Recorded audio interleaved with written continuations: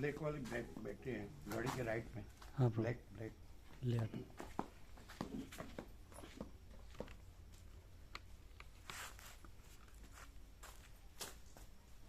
बैठिए बैठिए, बैठो बैठो।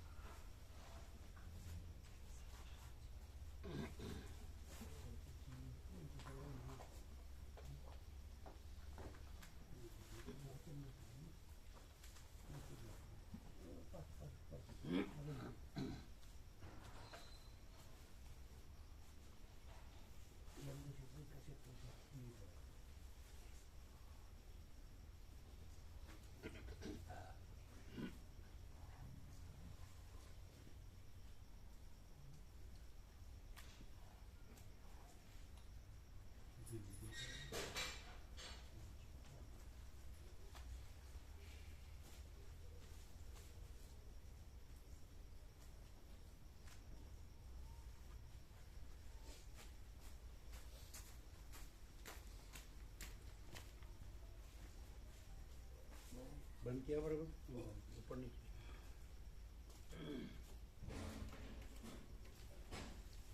आप ऐसा बोलते ऐसे लाए तो वो पॉसिबल ही नहीं। आपके हाथ में बुक भी था तो ये कैसे पकड़ा? उठाया था जब उठा के बुक पे रखे तब ऐसे करके लाया। ऐसे उठा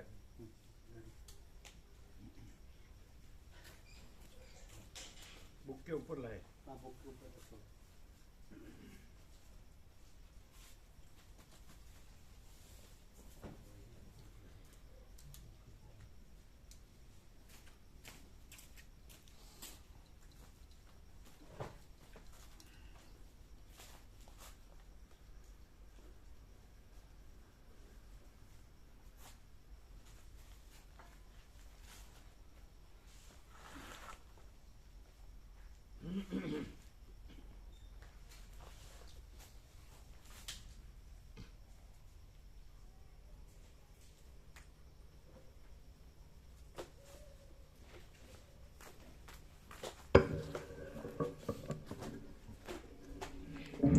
ओम ओम बराबर। परम चिदाकाश, परम ज्योति, अखंड ज्योति, महाचिदाकाश, स्वयं प्रकाश, संपूर्ण प्रकाश, पूर्ण ब्रह्म, अनंत तेजघन, अनंत चिदघन, परमाकाश, केवल अनंत शुद्ध तेजघन, परमाकाश, अखिल आत्मा, पूर्ण ब्रह्म, परमात्मा, परम चिदाकाश, परम ज्योति, अखंड ज्योति, अनंत पूर्ण, परम चिदाकाश, परम शांति, स्वयं सिद्ध, स्वयं प्रकाश, स्वयं पूर्ण, स्वस्वरूप, यही सब कुछ है, इसके सिवा कुछ नहीं है। शून्यभास, अनंत कोटि, महाकल्पो है ही नहीं। महाचिदाकाश, स्वयं प्रकाश, संपूर्ण प्रकाश, महाचिदाकाश ज्योति, अनंत, अखंड, अभेद, महाचिदाकाश ज्योति, महातत्व, महासामान्य, महाचिदाकाश, स्वसंवेद्य, सहज निर्विकल्प, महाचिदाकाश, परम कैवल्य, परम शांति, परम चिदाकाश, अनंत, पूर्ण, निरपेक्ष, सत्य, अनंत, संपूर्ण, अपरिग्रह, નિર્ભ્રાંત, નિરપેક્ષ. વસિષ્ઠ રામ, નિર્વાણ પૂર્વાર્ધ, રાઉન્ડ 41મો રાઉન્ડ.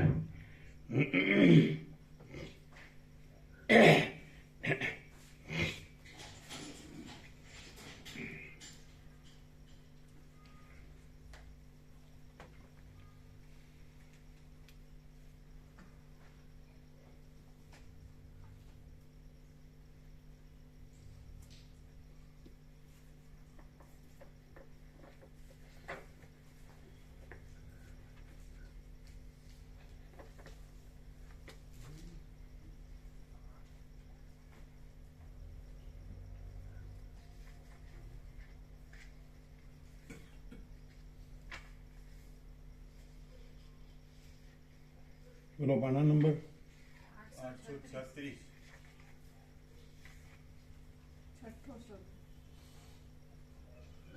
836 બરાબર.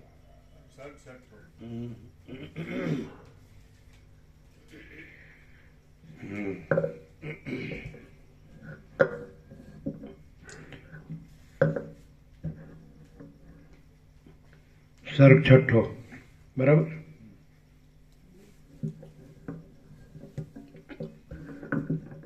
ઓમ ઓમ બરાબર. સર્ગ છઠ્ઠો સંભળાય જ બરાબર. દેહ અને આત્માનું વિવેચન તથા અજ્ઞાનનું સ્વરૂપ. આ છઠ્ઠા સર્ગમાં દેહના તથા આત્માના વિવેકનું, દેહને આત્મા માનવાથી દુઃખો પ્રાપ્ત થયાનું અને મૂળ લોકોને સ્ત્રીઓના સંગથી મોહની વૃદ્ધિ થયાનું વર્ણન કરવામાં આવશે.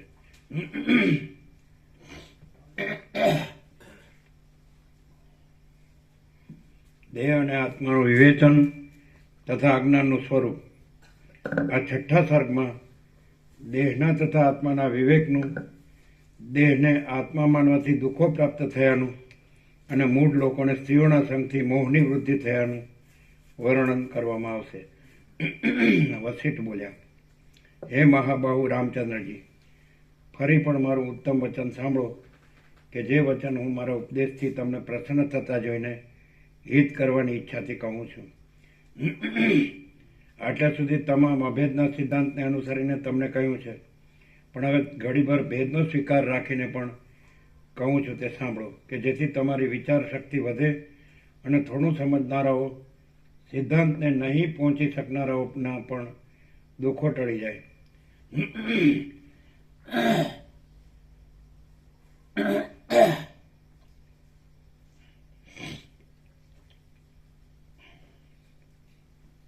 અજ્ઞાનને વશ રહેનારા મૂર્ખ માણસને અનાત્મરૂપ દેહમાં જ આત્માપણાની ભાવના ઉદય પામેલી હોય છે, અને એ તેના અપરાધને લીધે ઇન્દ્રિયોરૂપી શત્રુઓ જાણે ક્રોધ પામ્યા હોય તેમ તે માણસને દબાવી દે છે.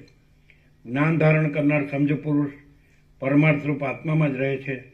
એ તેના વાસ્તવિક બોધથી ઇન્દ્રિયો જાણે સંતુષ્ટ થયેલી હોય તે મિત્રભાવ રાખીને તે ભલા માણસને વશમાં રહીને તેને અનુકૂળ રીતે વર્તે છે. જ્ઞાન ધારણ કરનાર સમજુ પુરુષ પરમાર્થરૂપ આત્મામાં જ રહે છે. એ તેના વાસ્તવિક બોધથી ઇન્દ્રિયો જાણે સંતુષ્ટ થયેલી હોય તે મિત્રભાવ રાખીને તે ભલા માણસને વશમાં રહીને તેને અનુકૂળ વર્તે છે. વ્યવહાર કરવા છતાં પણ જે પુરુષ ભોગ્ય પદાર્થોમાં રહેલા દોષો જોયા કરે છે અને તેના ગુણો જોતો નથી, માનો આવે, અને તેના ગુણો જોતો નથી, માનો આવે. વ્યવહાર કરવા છતાં પણ જે પુરુષ ભોગ્ય પદાર્થોમાં રહેલા દોષો જોયા કરે છે અને તેના ગુણો જોતો નથી, તે પુરુષ કેવળ દુઃખ ભોગવવાને વાસ્તે શા માટે દેહને આત્મારૂપ માને? આત્માને શરીરની સાથે લાગતું ઓળખતું નથી અને શરીરને આત્માની સાથે કાંઈ લાગતું ઓળખતું નથી.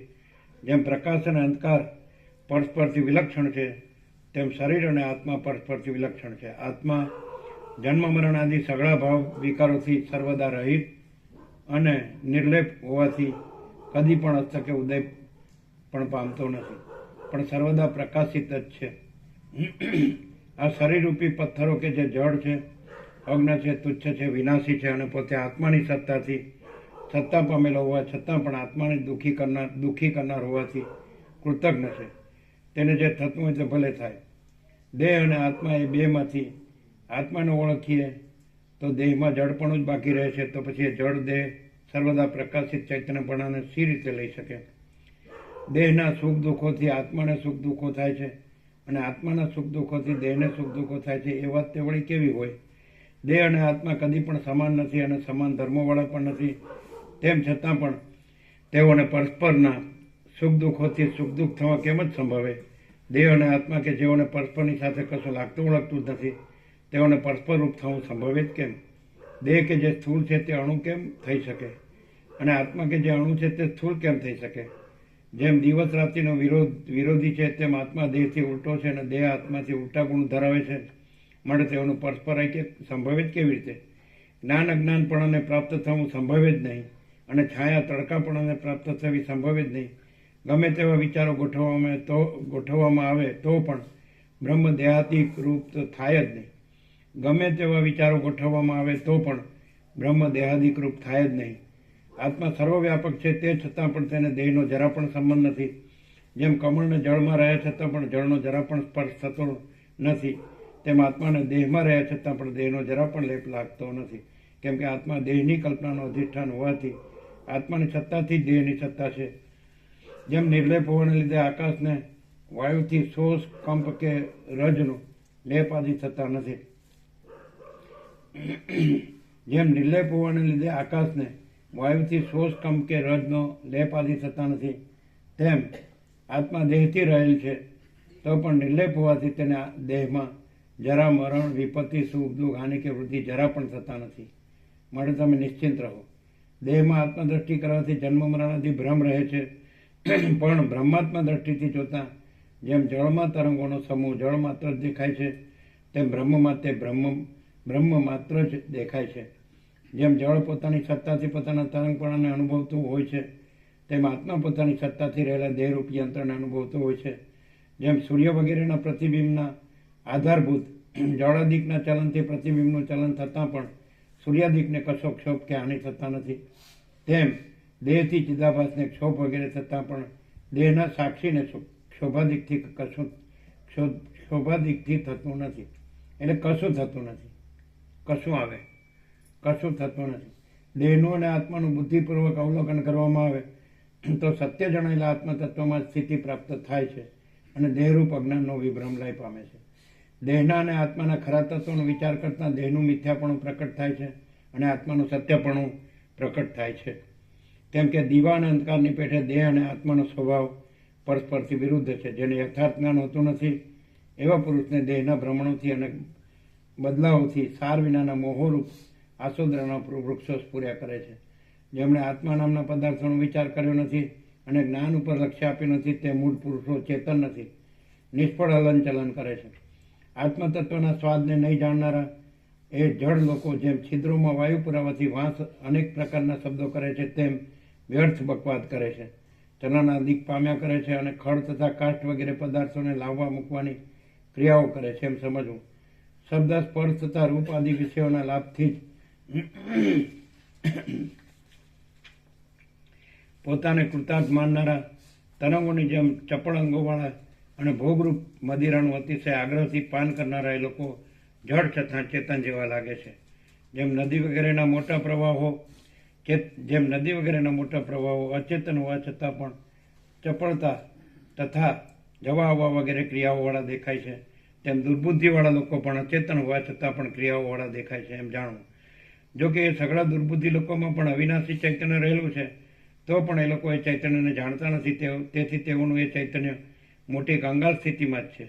જેમ લુહારની દમણમાંથી નીકળતી ફૂંકો કેવળ ચલનને માટે જ છે, તેમ અજ્ઞાનીના શ્વાસો પણ કેવળ ચલનને માટે જ છે, કેમ કે એ શ્વાસોથી કશો પુરુષાર્થ થતો નથી. જેમ ધનુષ્યના દંડની દોરીમાંથી સાંભળવામાં આવતા ટંકારના શબ્દો બીજાઓના મરણને માટે જ હોય છે, તેમ એ અજ્ઞાની માણસોના મોઢામાંથી સાંભળવામાં આવતા ટંકારના શબ્દો બીજાઓના મરણને માટે જ છે. એ જ રીતે અજ્ઞાની લોકોના મોઢામાંથી સંભળાતા ગર્જના તથા તિરસ્કાર આદિના શબ્દો બીજાઓના મરણને માટે જ છે. મૂઢ માણસની પાસેથી જો કોઈ ફળનો લાભ થાય તો પણ તે લાભ જંગલી ઝાડમાંથી ફળ મળ્યા જેવો છે. મૂઢ માણસની પાસે જે આશરો મળે તે પણ તપી રહેલા પથ્થરની પાટની પાસે વિશ્રામ મળ્યા સમાન છે. મૂઢ માણસનો સમાગમ પણ જંગલમાંના ઝાડના ઠૂંઠાના જેવો છે. મૂઢ માણસને માટે જે કંઈ કરવામાં આવે તે પણ આકાશને લાકડીઓથી મારવા જેવું છે. એ અધમ માણસને જે વસ્તુ આપવાની ધારવામાં આવે તે વસ્તુ કાદવમાં શા માટે ફેંકી દેવામાં આવતી નથી? એ માણસની સાથે જે વાતચીત કરવામાં આવે તે આકાશમાં કૂતરા બોલાવવા સમાન છે. અજ્ઞાન એ જ આપદાઓનું ઠેકાણું છે. અજ્ઞાનીને કંઈ આપદા પ્રાપ્ત થતી નથી. આ સંસારનો પ્રવાહ અજ્ઞાનીઓની ગફલતમાંથી જ ચાલ્યા કરે છે. જેમ હળ ઉપર ઢેફા પડ્યા કરે છે અને ઉડ્યા કરે છે, તેમ અજ્ઞાની ઉપર ઉગ્ર દુઃખો અને દ્રઢ સુખો વારંવાર પડ્યા કરે છે અને પાછા ઉડ્યા કરે છે. શરીર, ધન અને સ્ત્રી ઇત્યાદિની ઉપર ભરોસો રાખ્યા કરતા અજ્ઞાની પુરુષનું આ સંસારરૂપી દુઃખ કદી પણ શાંત થતું નથી.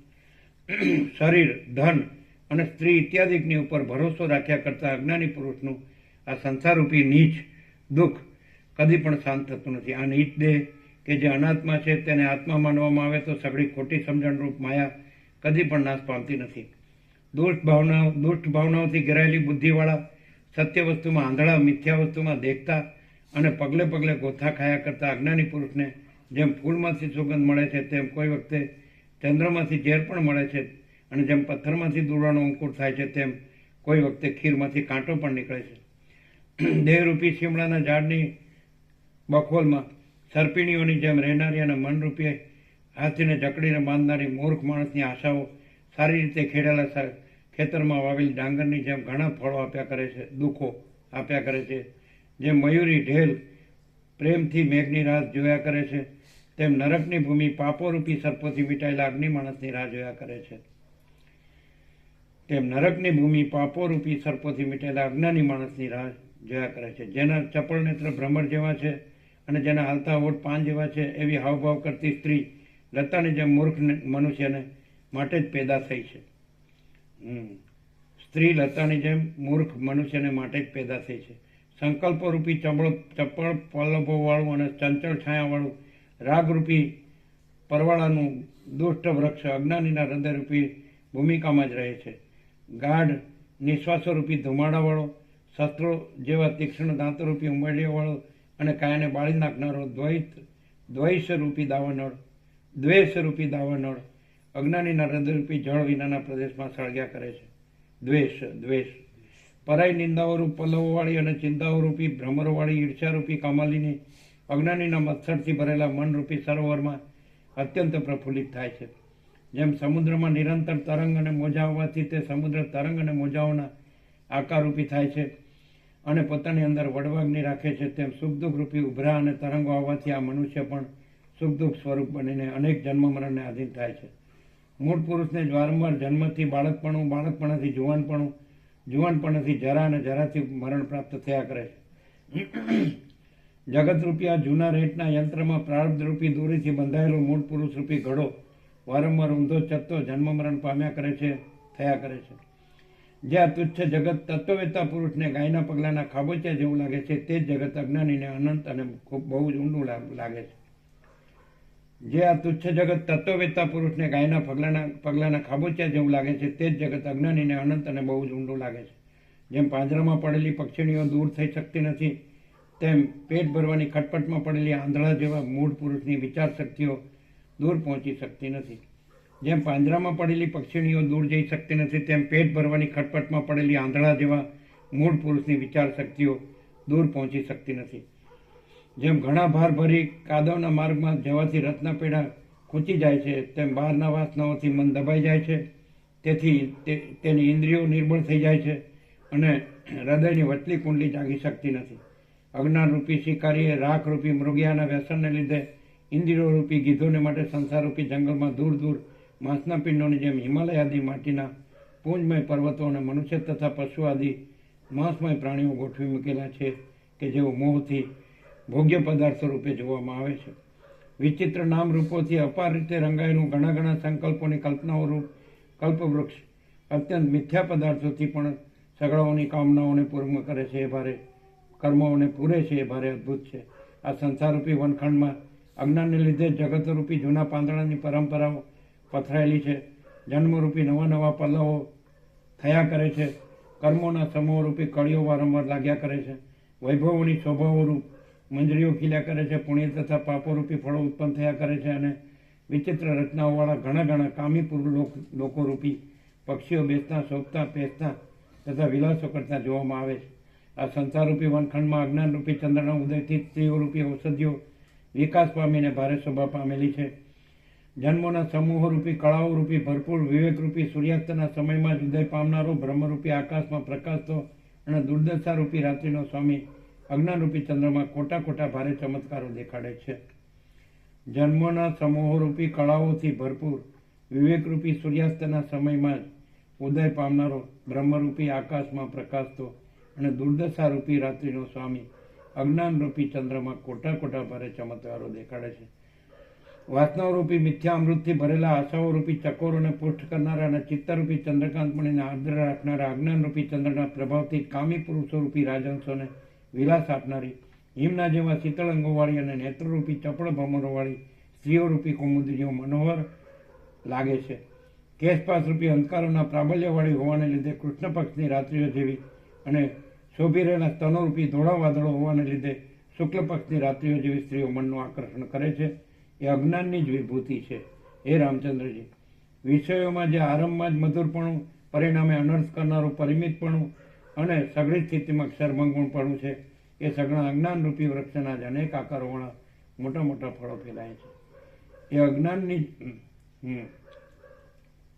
હે રામચંદ્રજી, વિષયોમાં જે આરંભમાં જ મધુરપણું, પરિણામે અનર્થ કરનારું પરિમિતપણું અને સઘળી સ્થિતિમાં ક્ષણભંગુરપણું છે, એ સઘળા અજ્ઞાનરૂપી વૃક્ષના જ અનેક આકારોવાળા મોટા મોટા ફળો ફેલાયા છે. શ્રી યોગ વાસિષ્ઠ મહારામાયણમાં નિર્વાણ પ્રકરણના પૂર્વાર્ધમાં મોહ મહાત્મ્ય નામનો સર્ગ 6 સમાસ. સર્ગ 7 કામાદિકના અધ્યાસથી થતા આજ્ઞાનનું વર્ણન. આ 7મા સર્ગમાં કામાદિકને લીધે અનર્થોમાં અર્થબુદ્ધિ કરાવનારી અજ્ઞાનની વિભૂતિઓનું વિસ્તારથી વર્ણન કરવામાં આવશે. વસિષ્ઠ બોલ્યા, મોતીના હારોથી નમી રહેલી અને રત્નોથી શણગારેલી સ્ત્રીઓ મદરૂપી ચંદ્રનો ઉદય થતાં ભરતી પામેલા કામદેવરૂપી ક્ષીરસાગરની લહરીઓના જેવી લાગે છે. એ અજ્ઞાનનો જ મહિમા છે. સ્ત્રીઓના ગાલોની ઉપર નખરા કરતી દ્રષ્ટિઓ સોનેરી રંગના કમળોની ઉપર રહેલા ચપળ ભ્રમરોના સમૂહની શોભાને ધારે છે. એ પણ અજ્ઞાનનો જ મહિમા છે. વસંત ઋતુમાં વૃક્ષોની ઉપર તથા બગીચાઓની ભૂમિઓમાં જાણે કામદેવના દાસ હોય તેમ કામી લોકોને ઉન્મત્ત કરી દેનારા પુષ્પો મનોહર લાગે છે. એ પણ અજ્ઞાનનો જ મહિમા છે. સ્ત્રીઓના અંગો કે જે વાઘ, ગીધ, શિયાળમાં તથા કૂતરાને આહારના કામમાં આવે એવા છે, તેઓને કવિ લોકો ચંદનની તથા કમળની ઉપમા આપે છે. તે પણ અજ્ઞાનનો જ મહિમા છે. જેમાં લોહી વગેરે દુર્ગંધ જ ભરેલી છે એવા સ્ત્રીઓના સ્તનોને સોનાના કળશો જેવા, કમળોની કળીઓ જેવા અને બીજોરા જેવા માની લેવામાં આવે છે. એ પણ અજ્ઞાનનો જ મહિમા છે. સ્ત્રીઓની લાળથી ખરડાયેલા હોઠ નામના માંસના ટુકડાને અમૃતની, ચંદ્રના રથના ધરાની, મધની કે પાકા ગિલોડાની અને આસવના રથની ઉપમા આપવામાં આવે છે. એ પણ અજ્ઞાનનો જ મહિમા છે.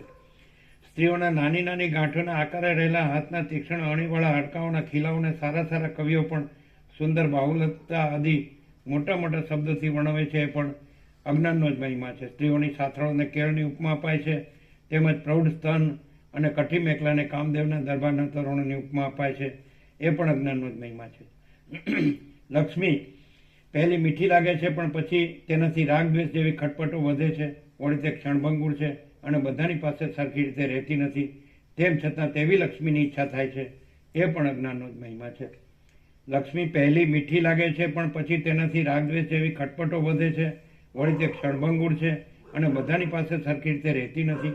તેમ છતાં તેવી લક્ષ્મીની ઈચ્છા થાય છે. એ પણ અજ્ઞાનનો જ મહિમા છે. મનમાં સેંકડો પ્રકારના સુખ દુઃખ પ્રકટ થાય છે અને તેના સારા નરસા કર્મના ફળરૂપ લક્ષ્મી મળ્યા કરે છે. મનમાં સેંકડો પ્રકારના સુખ દુઃખ પ્રકટ થાય છે અને તેમાં સારા નરસા કર્મના ફળરૂપ લક્ષ્મી મળ્યા કરે છે. એ પણ અજ્ઞાનનો જ મહિમા છે. અમુક કામ કરવાથી અમુક ફળ મળશે તેવા કર્મકાંડના આશાવાળા વચનો છે, જે કરોળિયાની જાળની માફક ક્ષણમાં તૂટી જનારા અને રાગ તેમજ કામનાના બંધનમાં નાખનારા છે. એ પણ અજ્ઞાનનો જ મહિમા છે. જેમ વર્ષા ઋતુમાં યમુના નદીનું પૂર વૃષ્ટિને લીધે વધી જાય છે, તેમ અવિવેક અને મોહને લીધે અનેક પ્રકારની પ્રવૃત્તિઓ વધી જાય છે. એ પણ અજ્ઞાનનો જ મહિમા છે. અંતઃકરણને પણ કડવું કરી નાખનારો અને અનેક પ્રકારના દુઃખો નાખનારો જન્મ મરણ રૂપી અતિ વિષનો રસ લોકોને અરુચિ છતાં પણ વધ્યા કરે છે. એ પણ અજ્ઞાનનો જ મહિમા છે. અંતઃકરણને પણ કડવું કરી નાખનારો અને અનેક પ્રકારના દુઃખો નાખનારો જન્મ મરણ રૂપી અતિ વિષનો રસ લોકોની અરુચિ છતાં વધ્યા કરે છે. એ પણ અજ્ઞાનનો જ મહિમા છે.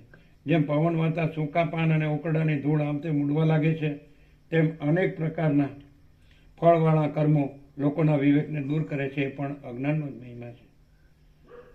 અનેક પ્રકારના ફળવાળા કર્મો લોકોના વિવેકને દૂર કરે છે, પણ અજ્ઞાનનો જ મહિમા છે.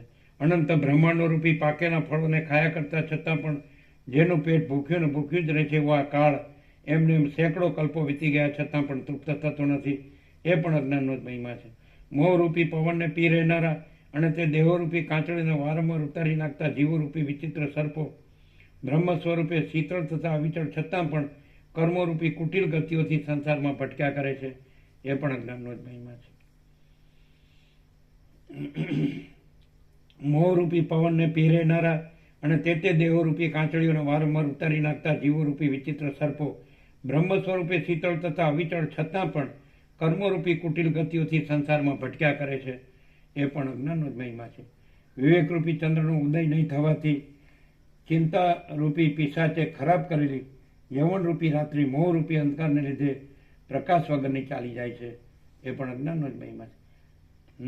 વિવેકરૂપી ચંદ્રનો ઉદય નહીં થવાથી ચિંતારૂપી પિશાચે ખરાબ કરેલી યવનરૂપી રાત્રિ મોહરૂપી અંધકારને લીધે પ્રકાશ વગરની ચાલી જાય છે. એ પણ અજ્ઞાનનો જ મહિમા છે. જેમ તંતુ કમળની બખોલના ખૂણામાં રહેલો હોવા છતાં પણ હિમથી નાશ પામે છે, તેમ જીભ મોઢાના છિદ્રના એક ભાગમાં ગુપ્ત રહેલી હોવા છતાં પણ સ્ત્રી પુત્ર વગેરે પામર લોકોને સમજાવવાના સંતાપોથી સુકાઈ જાય છે. એ પણ અજ્ઞાનનો જ મહિમા છે. જીભ મોઢાના છિદ્રના એક ભાગમાં ગુપ્ત રહેલી હોવા છતાં પણ સ્ત્રી પુત્ર વગેરે પામર લોકોને સમજાવવાના સંતાપોથી સુકાઈ જાય છે. એ પણ અજ્ઞાનનો જ મહિમા છે. હજારો ગાંઠો અને કાંટાવાળો શીમળો અનેક શાખાઓ હોવા છતાં બેડો લાગે છે, તેમાં જીવ દુઃખ શોક ઋણ ગરીબાઈ આદિ સંકટોથી દુઃખી થાય છે. એ પણ અજ્ઞાનનો જ મહિમા છે.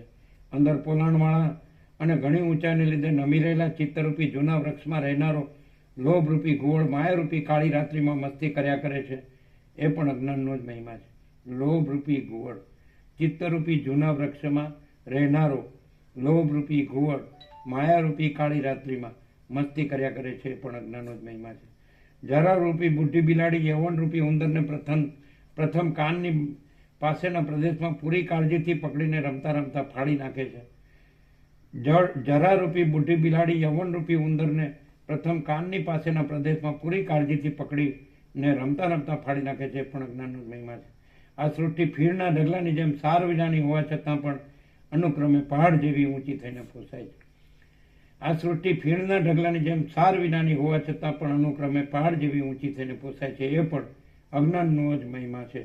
ચિદાભાસો જીવો રૂપી પુષ્પોથી ધોળી જગતરૂપી પાંદડાઓવાળી અને ધર્મ તથા અર્થરૂપ ફળોને ધરનારી વ્યાવહારિક સત્તારૂપ લતા પ્રફુલ્લિત થઈ છે. પણ અજ્ઞાનનો જ મહિમા છે. આ ત્રણેય લોક રૂપે ઘર છે, જેને મેરુઆદિ પર્વતો થાંભલા છે, ચંદ્ર અને સૂર્ય ગોગ છે, આકાશ છજું છે ને તે અનંતકાળથી ટકી રહ્યું છે. એ પણ અજ્ઞાનનો જ મહિમા છે. સંસારરૂપી મોટા સરોવરોમાં શરીરોરૂપી કમળોની અંદર ચૈતન્યરૂપી રસને પીનારા ચૈતન્યની સત્તાથી જ રહેનારા પ્રાણરૂપી ભ્રમરો ફરે છે. એ પણ અજ્ઞાનનો જ મહિમા છે. સંસારરૂપી મોટા સરોવરોમાં શરીરરૂપી કમળોની અંદર ચૈતન્યરૂપી રસને પીનારા ચૈતન્યની સત્તાથી જ રહેનારા પ્રાણરૂપી ભ્રમરો ફરે છે. એ પણ અજ્ઞાનનો જ મહિમા છે. આકાશરૂપી ઇન્દ્રનીલ મણીના ચોતરા ઉપર સૂર્ય નામની દીવી મૂકી છે, તે લોકોમાં પ્રકાશ આપે છે. પણ અજ્ઞાનનો જ મહિમા છે. જૂના પંખીની જેમ જીવ દેહરૂપી પિંજરામાં ભરાયો છે, જેને વાસનાઓરૂપી સળીઓ અને આશાઓરૂપી સાંતણા છે. એ પણ અજ્ઞાનનો જ મહિમા છે. જૂના પંખીની જેમ જીવ દેહરૂપી પિંજરામાં ભરાયો છે, જેને વાસનાઓરૂપી સળીઓ અને આશાઓરૂપી તાંતણા છે. એ પણ અજ્ઞાનનો જ મહિમા છે. જેમાંથી પ્રાણીઓના સમૂહરૂપી પાંદડાઓની પરંપરા નિરંતર ખરતી જાય છે, એવી અનાદિકાળની આ સંસારરૂપી લતા પ્રાણવાયુના આધારે ડોલ્યા કરે છે. એ પણ અજ્ઞાનનો જ મહિમા છે. જેમાંથી પ્રાણીઓના સમૂહોરૂપી પાંદડાઓની પરંપરા નિરંતર ખરતી જાય છે, એવી અનાદિકાળની આ સંસારરૂપી લતા પ્રાણવાયુના આધારે ડોલ્યા કરે છે. પણ અજ્ઞાનનો જ મહિમા છે. સૃષ્ટિના અમુક કાળ સુધી રાજી રહેનારા કેટલાય કુલીન પુરુષો પોતાના પુણ્યના પ્રભાવને લીધે ઉગ્ર નરકોરૂપી કાદવમાં પડ્યાના ભયને દૂર કરી ઘડીભર પોતાને મળેલી સારી જગ્યાએથી ખસવાના નથી એવો નિશ્ચય કરે છે. એ પણ અજ્ઞાનનો જ મહિમા છે. સૃષ્ટિના અમુક કાળ સુધી રાજી રહેનારા કેટલાય કુલીન પુરુષો પોતાના પુણ્યોના પ્રભાવને લીધે ઉગ્ર નરકો રૂપી કાદવમાં પડવાના ભયને દૂર કરી ઘડીભર પોતાને મળેલી સારી જગ્યાએથી ખસવાના નથી એવો નિશ્ચય કરે છે. એ પણ અજ્ઞાનનો જ મહિમા છે. ચંદ્રના અમૃતનું પાન કરનારા દેવો સ્વર્ગરૂપી સરોવરોમાં વિહાર કરે છે. એ પણ અજ્ઞાનનો જ મહિમા છે.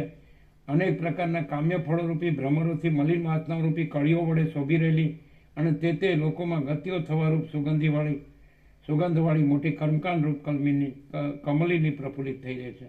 એ પણ અજ્ઞાનનો જ મહિમા છે. અનેક પ્રકારના કામ્ય ફળોરૂપી ભ્રમરોથી મલિન વાસનાઓ રૂપી કળીઓ વડે શોભી રહેલી અને તે લોકોમાં ગતિઓ થવારૂપ સુગંધવાળી મોટી કર્મકાંડ રૂપ કમલીની પ્રફુલ્લિત થઈ રહી છે. એ પણ અજ્ઞાનનો જ મહિમા છે. સંસારરૂપી ખાબોચિયામાં ફર્યા કરતી બિચારી પ્રાણીઓની જાતો રૂપ નાની નાની માછલીઓને નિર્દય કાળરૂપી બુઢો ગીત ગળ્યા કરે છે. એ પણ અજ્ઞાનનો જ મહિમા છે. સંસારરૂપી ખાબોચિયામાં ફર્યા કરતી બિચારી પ્રાણીઓની જાતો રૂપ નાની નાની માછલીઓને નિર્દય કાળરૂપી બુઢો ગીત ગળ્યા કરે છે. એ પણ અજ્ઞાનનો જ મહિમા છે. તરંગોના ફીણોની પંક્તિની જેમ એની એ જ હોવા છતાં જાણે બીજી જ હોય એમ લાગતી સંસારની ક્ષણભંગુર વિચિત્રતા ચંદ્રની કળાની પેઠે રોજ રોજ નોખા પ્રમાણવાળી ઉદય પામે છે. એ પણ અજ્ઞાનનો જ મહિમા છે. તરંગોના ફીણોની પંક્તિની જેમ એની એ જ હોવા છતાં જાણે બીજી જ હોય એમ લાગતી સંસારની ક્ષણભંગુર વિચિત્રતા ચંદ્રની કળાની પેઠે રોજ નોખા પ્રમાણવાળી ઉદય પામે છે. એ પણ અજ્ઞાનનો જ મહિમા છે. ક્ષણ માત્રમાં ફૂટી જાય એવા ઘણા પ્રાણીઓ રૂપી કોડિયાને બનાવ્યા કરતો કાળરૂપી કુંભાર આ ચક્રને ફેરવ્યા કરે છે. પણ આ અજ્ઞાનનો જ મહિમા છે. ક્ષણ માત્રમાં ફૂટી જાય એવા ઘણા પ્રાણીઓ રૂપી કોડિયાને બનાવ્યા કરતો કાળરૂપી કુંભાર આ ચક્રને ફેરવ્યા કરે છે. પણ આ અજ્ઞાનનો જ મહિમા છે. બ્રહ્મરૂપી અચળ પદમાં ઉત્પન્ન થયેલા અને વ્યવહારમાં સમર્થપણું ધરાવનારા જગતરૂપી અસંખ્ય જંગલો પ્રલયરૂપી અગ્નિથી બળી ગયા છે. એ પણ અજ્ઞાનનો જ મહિમા છે. બ્રહ્મરૂપી અચળ પદમાં ઉત્પન્ન થનારા અને વ્યવહારમાં સમર્થપણું ધરાવનારા જગતરૂપી અસંખ્ય જંગલો પ્રલયરૂપી અગ્નિથી બળી ગયા છે. એ પણ અજ્ઞાનનો જ મહિમા છે. આ જગતની સ્થિતિ એ રીતે જતી આવતી સુખ દુઃખોની અપાર દશાઓથી નિરંતર ફેરફાર પામ્યા કરે છે. આ જગતની સ્થિતિ એ રીતે જતી આવતી સુખ દુઃખોની અપાર દશાઓથી નિરંતર ફેરફાર પામ્યા કરે છે. એ પણ અજ્ઞાનનો જ મહિમા છે. અજ્ઞાની લોકોની દ્રઢ વાસનાઓને મહાભયંકર પ્રલયો, યુગના ફેરફારો કે વજ્રના આઘાતો પણ તોડી શકતા નથી. એ પણ અજ્ઞાનનો જ મહિમા છે. અજ્ઞાની લોકોની દ્રઢ વાસનાઓને મહાભયંકર પ્રલયો, યુગના ફેરફારો કે વજ્રના આઘાતો પણ તોડી શકતા નથી. એ પણ અજ્ઞાનનો જ મહિમા છે. કોઈ એક વાસના શત્રુના સેંકડો સૈન્યોને ભગાડનારી દાનવોએ પણ વખાણેલી અને પુનર્જન્મના વેગથી ભાંગી જનારી ઇન્દ્રની કાયાને ધરી બેઠેલી છે. પણ એ પણ અજ્ઞાનનો જ મહિમા છે. જે મંટોળિયાની ચકરી સાપના મુખમાં પ્રવેશ કરે છે તેમ સૃષ્ટિમાં આવતા જીવો કાળના મુખમાં પ્રવેશ કરે છે. એ પણ અજ્ઞાનનો જ મહિમા છે. જે મંટોળિયાની ચકરી સાપના મુખમાં પ્રવેશ કરે છે તેમ સૃષ્ટિમાં આવતા જીવો કાળના મુખમાં પ્રવેશ કરે છે. એ પણ અજ્ઞાનનો જ મહિમા છે. પોતાથી થતા તે ફળોરૂપી ફીણોવાળા પદાર્થોરૂપી સઘળા જળો નિરંતર ચારે બાજુથી વિષયરૂપી વડવાગ્નિના મોઢામાં પડ્યા કરે છે. એ પણ અજ્ઞાનનો જ મહિમા છે. બ્રહ્મના આધારથી અધિષ્ઠાનથી જ દેખાતા પદાર્થો સત્તા ભોગવે છે અને જળના તરંગોની જેમ અનેક પ્રકારની વાસનાઓ પ્રગટ કરે છે. એ પણ અજ્ઞાનનો જ મહિમા છે. પ્રાણીઓ રૂપી મોતીઓથી ભરપૂર જગતો રૂપી અહીં જેવી નજર તેવું જગતને નીચે આવે છે ફૂદડી. પ્રાણીઓ રૂપી મોતીઓથી ભરપૂર જગતો રૂપી ઘણા મદોન્મત હાથીઓને કાળરૂપી પ્રબળ સિંહ ખાઈ જાય છે. એ પણ અજ્ઞાન. પ્રાણીઓ રૂપી મોતીઓથી ભરપૂર જગતો રૂપી ઘણા મદોન્મત હાથીઓને કાળરૂપી પ્રબળ સિંહ ખાઈ જાય છે. એ પણ અજ્ઞાનનો જ મહિમા. જેમ પક્ષીઓ વિવિધ ફળ ચાખવા મેરુ પર્વત આદિ અનેક સ્થળોમાં ભટકે છે તેમ કર્મના આધારે ફળ ભોગવવા માટે જીવો જન્મે છે, જીવે છે અને મરે છે. એ પણ અજ્ઞાનનો જ મહિમા છે. કર્મના આધારે ફળ ભોગવવા માટે જીવો જન્મે છે, જીવે છે અને મરે છે. એ પણ અજ્ઞાનનો જ મહિમા છે. જેમ ચિત્રકાર વિવિધ રંગોથી ભીંતો પર ચિત્ર દોરે છે તેમ જોનારો જીવાત્મા ઇન્દ્રિયો વડે અંતઃકરણમાં સૃષ્ટિના અનેક ચિત્રો દોરે છે. અહીં જેવી નજર તેવું જગત અને દ્રષ્ટિ સૃષ્ટિવાદ વિશે કહે છે.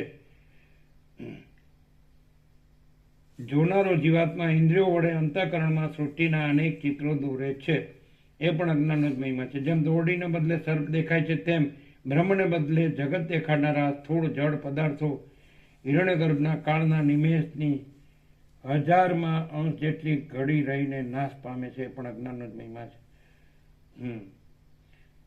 જેમ દોરડીને બદલે સર્પ દેખાય છે, તેમ બ્રહ્મને બદલે જગત દેખાડનારા સ્થૂળ જળ પદાર્થો હિરણ્યગર્ભના કાળના નિમેષની 1000માં અંશ જેટલી ઘડી રહીને નાશ પામે છે, એ પણ અજ્ઞાનનો જ મહિમા છે. સુખ દુઃખમય રાગદ્વેષને ધારણ કરતી અને જરાને મરણને તથા રોગોને આધીન થતી જંગમ જાતિઓ નાશ પામે છે. સુખ દુઃખમય રાગદ્વેષને ધારણ કરતી અને જરાને મરણને તથા રોગોને આધીન થતી જંગમ જાતિઓ નાશ પામે છે, એ પણ અજ્ઞાનનો જ મહિમા છે.